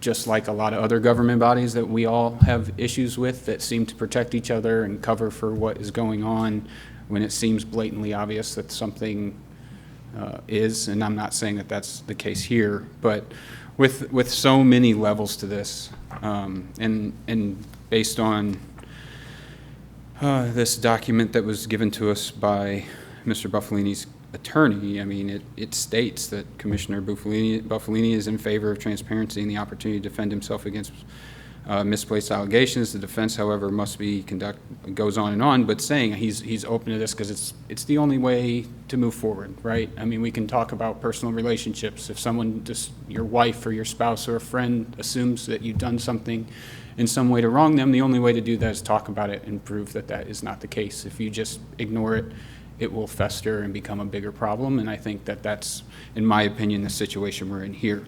I hope, at the end of the day, that nothing is found and no action is needed. However, from a viewpoint from the public, I think it would be difficult for us to defend taking no action on this.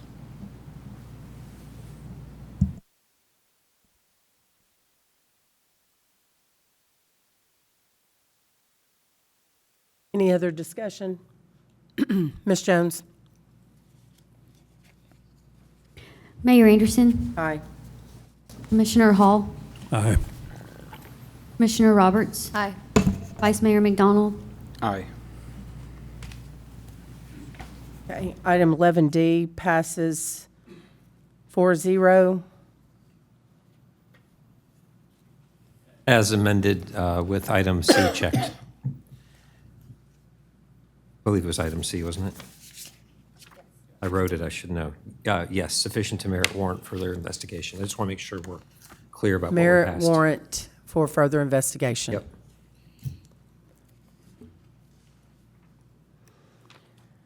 Item 11E, Resolution 41-26, a resolution supporting the submission of an application for the Assistance to Firefighters Grant AFG program for funding from the Federal Emergency Management Agency, as well as support for the required matching funds from the City of Fairview. Chief Hughes.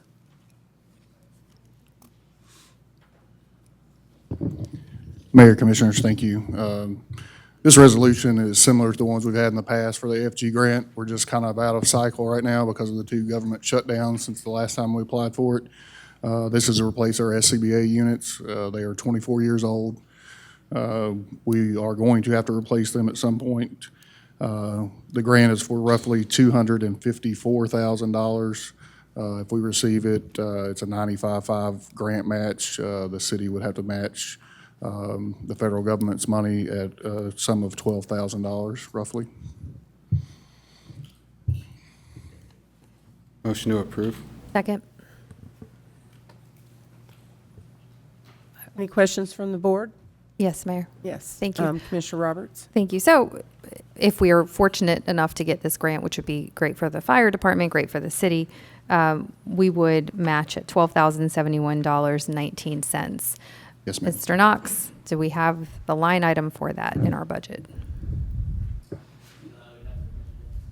We have the funds for it. Okay, great. That's the critical question. The line item, I know we'd match, but okay. Forgot my button. I think it's a great deal to get roughly $300,000 worth of equipment for $12,000. I'd take that anytime. Yeah, I agree, yeah. I think we could make some budget amendments in the fire department to some line items to get that cost within our current budget if we had to. Thank you. Mayor. Vice Mayor McDonald? Thank you. Is there a timeline for how long that grant process takes? So the grant process is normally in the fall. With the government shutdown in the fall, it moved it to January. Then they shut down in January, so it moved it to June. We're ready to submit that grant now. It has to be submitted by Monday. We had engaged a grant writer for that purpose. That was I think earlier in the year, we voted for that amendment, but since they were shut down for so long, it never got used until this 11th hour now. But that's kind of how we got out of cycle. This is normally a fall grant. But with all the 3 federal grants for firefighters, they pushed them all down. They were all due in January, usually January, the fall, and then one in the summer. They pushed them all to the summer, so the SAFER grant, AFG grant, there's one other one that we don't qualify for, but they pushed them all to be submitted at the same time, and they'll be the notice of funding would go out for awards in late September. So the grant cycle could start all over again and get back on its normal path.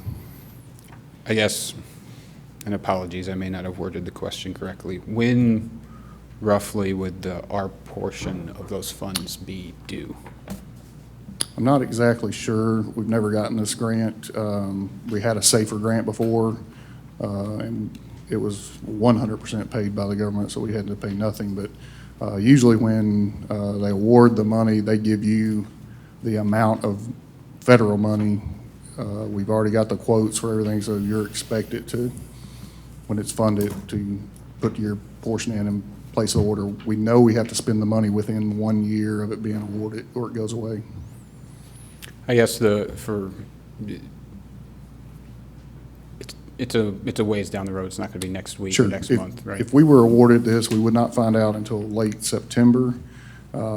We would, at that point, the board would probably vote to release those funds. We would place the order with a vendor, and then however long it took to get those to come in, and that's, I guess, when the check would actually have to be cut, once the equipment's in, I would assume.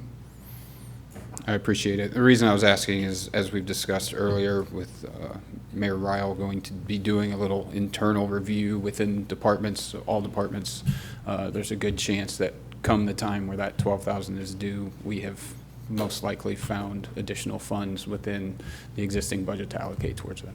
Yes, sir. Thank you.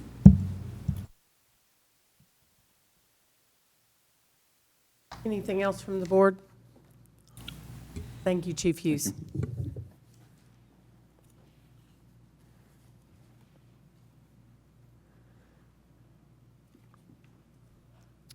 Ms. Jones?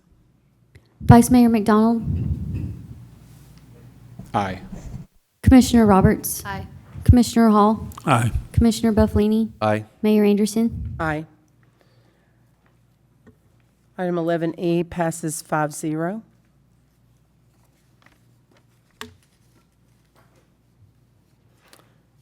Item 12, Roundtable Mayor and Commissioners. Commissioner Buffalini. Thank you, Board of Commissioners. Thank you to the citizens of Fairview. I'm going to try and keep this brief. The allegations that were made against me, I welcome the investigation. I spoke to my attorney, and I suggested to him that he make the letter and suggest that this board investigates it and comes up with their conclusions afterward, because I'm tired of the bullying that's going on in the city. I'm tired of the false accusations that go on in the city, and we need to put an end to it. So I welcome that. I do a lot for our city, and I don't ask for anything in return. That's all I have for this evening. Thank you. Commissioner Roberts. Thank you, Mayor. Thank you, Board. Thank you, everybody who is here. We've lived a lot of life together in this room this evening. And I am optimistic that we're moving the needle forward on a lot of things. You always have to go through it to get to the other side. I'm grateful that we've had a good start to the day with the groundbreaking of TriStar Horizon. I think we've had a good end of the evening. Doesn't always mean that everybody's truly happy, but we've moved forward a lot, like I said. Thank you for everyone who is newly or renewed on the other boards and commissions. Your service is greatly appreciated and admired. That is all I have this evening. Thank you. Commissioner Hall. Thank you, Mayor, Board. It's been a tough night. But first off, I want to thank all the employees of the city. They do such a good job. The officers here tonight, thank y'all for being here.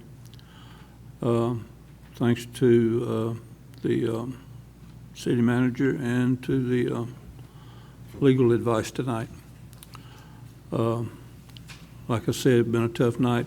We've taken the budget to our heart. We hate that we had to do this, but there was no other way to get us moving forward. And other than that, that's all I have tonight. Thank you. Thank you. Vice Mayor McDonald. Thank you, Mayor and Commissioners. Yeah, tough topics tonight for a lot of reasons, but you know, I'm glad we got through it in a professional manner, that nothing went sideways on. I just want to shout out and say thank you, and I truly mean this, to Mrs. Walker, Mr. Cropper. I'm not sure if he's still here, but we don't very often get thank yous and just positive comments. So it was a breath of fresh air to hear that, and I truly mean that. I know there's others that feel that way too, but it's just nice for you to take your time and come up here and say that. So I just want to say thank you and truly appreciate it. You know, there was also some comments made during the public hearing that maybe we did not put as much effort into the budget as people would have liked. I can assure you, you can ask my children, you can ask those close to me, I have stressed over this, I have anxiety over it. I put hours and hours and hours into figuring out, meeting with department heads and the city commission, city manager, and I know everyone up here is doing something similar. So on that note, again, it was just nice to hear someone say thank you, that quite frankly does ask questions pretty regularly and has conversations with me to get further insight into where my head's at and what I'm thinking. So once again, I appreciate you taking the time to get to know me personally and then the comments you made tonight. So thank you very much.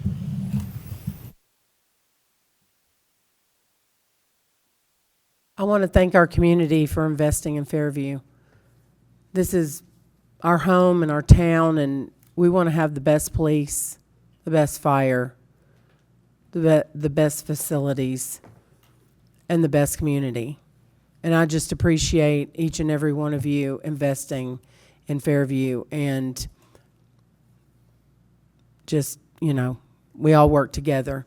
We're a tight community, and I know that we're going to move forward, and we'll do the best for each other to make sure we have the best of everything. I'm really excited about, so since we're not meeting again until July 9th, we moved it from the 2nd to the 9th because of our wonderful big July 3rd celebration, 250-year celebration for July 4th, and all the great musical acts and food trucks and vendors. And, you know, last year we had close to 30,000 people, and with it being on a Friday night this year, and possibly not having to work the next day, I see that even bigger. So I'm really excited about the 3rd of July, and one of the great things about it is we have so many sponsors that no tax dollars are spent on that event. So we'll have probably the second best to Nashville fireworks display, and great food, great entertainment. Some of the entertainment, you pay a lot of money to see these people, so in other venues. So we get them here, and our sponsors have paid for all of it. So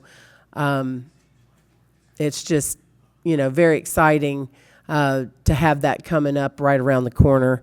And thank you to Richard Ross for working so hard on that. Really excited that we didn't have to cut any of our employees.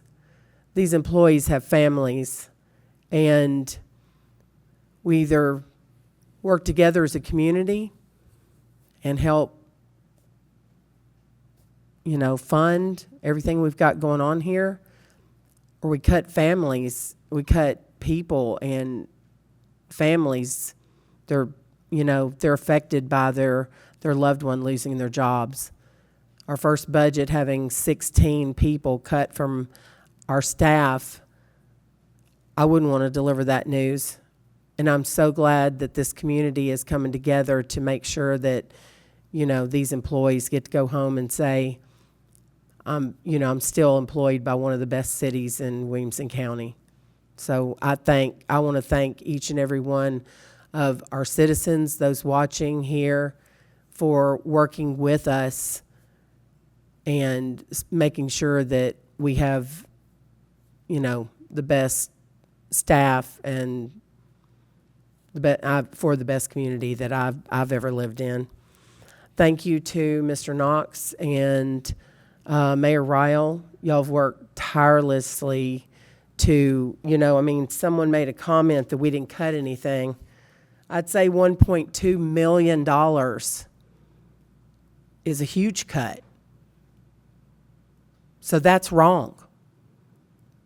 Information given on social media, I implore you not to listen to that. You need to seek the truth. And these commissioners up here are willing to speak with each and every one of you and give you the truth. Don't listen to someone who's gotten information off of social media that somebody put out there that probably hasn't even investigated or even looked into how hard we've all worked to try to make the best budget we can make to move our city forward. So I want to see everyone out at 3rd of July and have fun with your families on Saturday, 4th of July, and then we'll reconvene here on July 9th. Thank you to our staff. Y'all work really hard, and I'm glad that each and every one of you gets to come to work tomorrow and continue, especially the parks. Our parks have, they've got a great programs going all summer, and I'm just so excited. And we've got the best police and fire we've ever had. I've lived here a long time, and I see how great our police and fire are. I really appreciate you guys. We get great comments. Even somebody who is pulled over gets a ticket, they'll come to me and say they were so polite and so respectful. And I just appreciate y'all.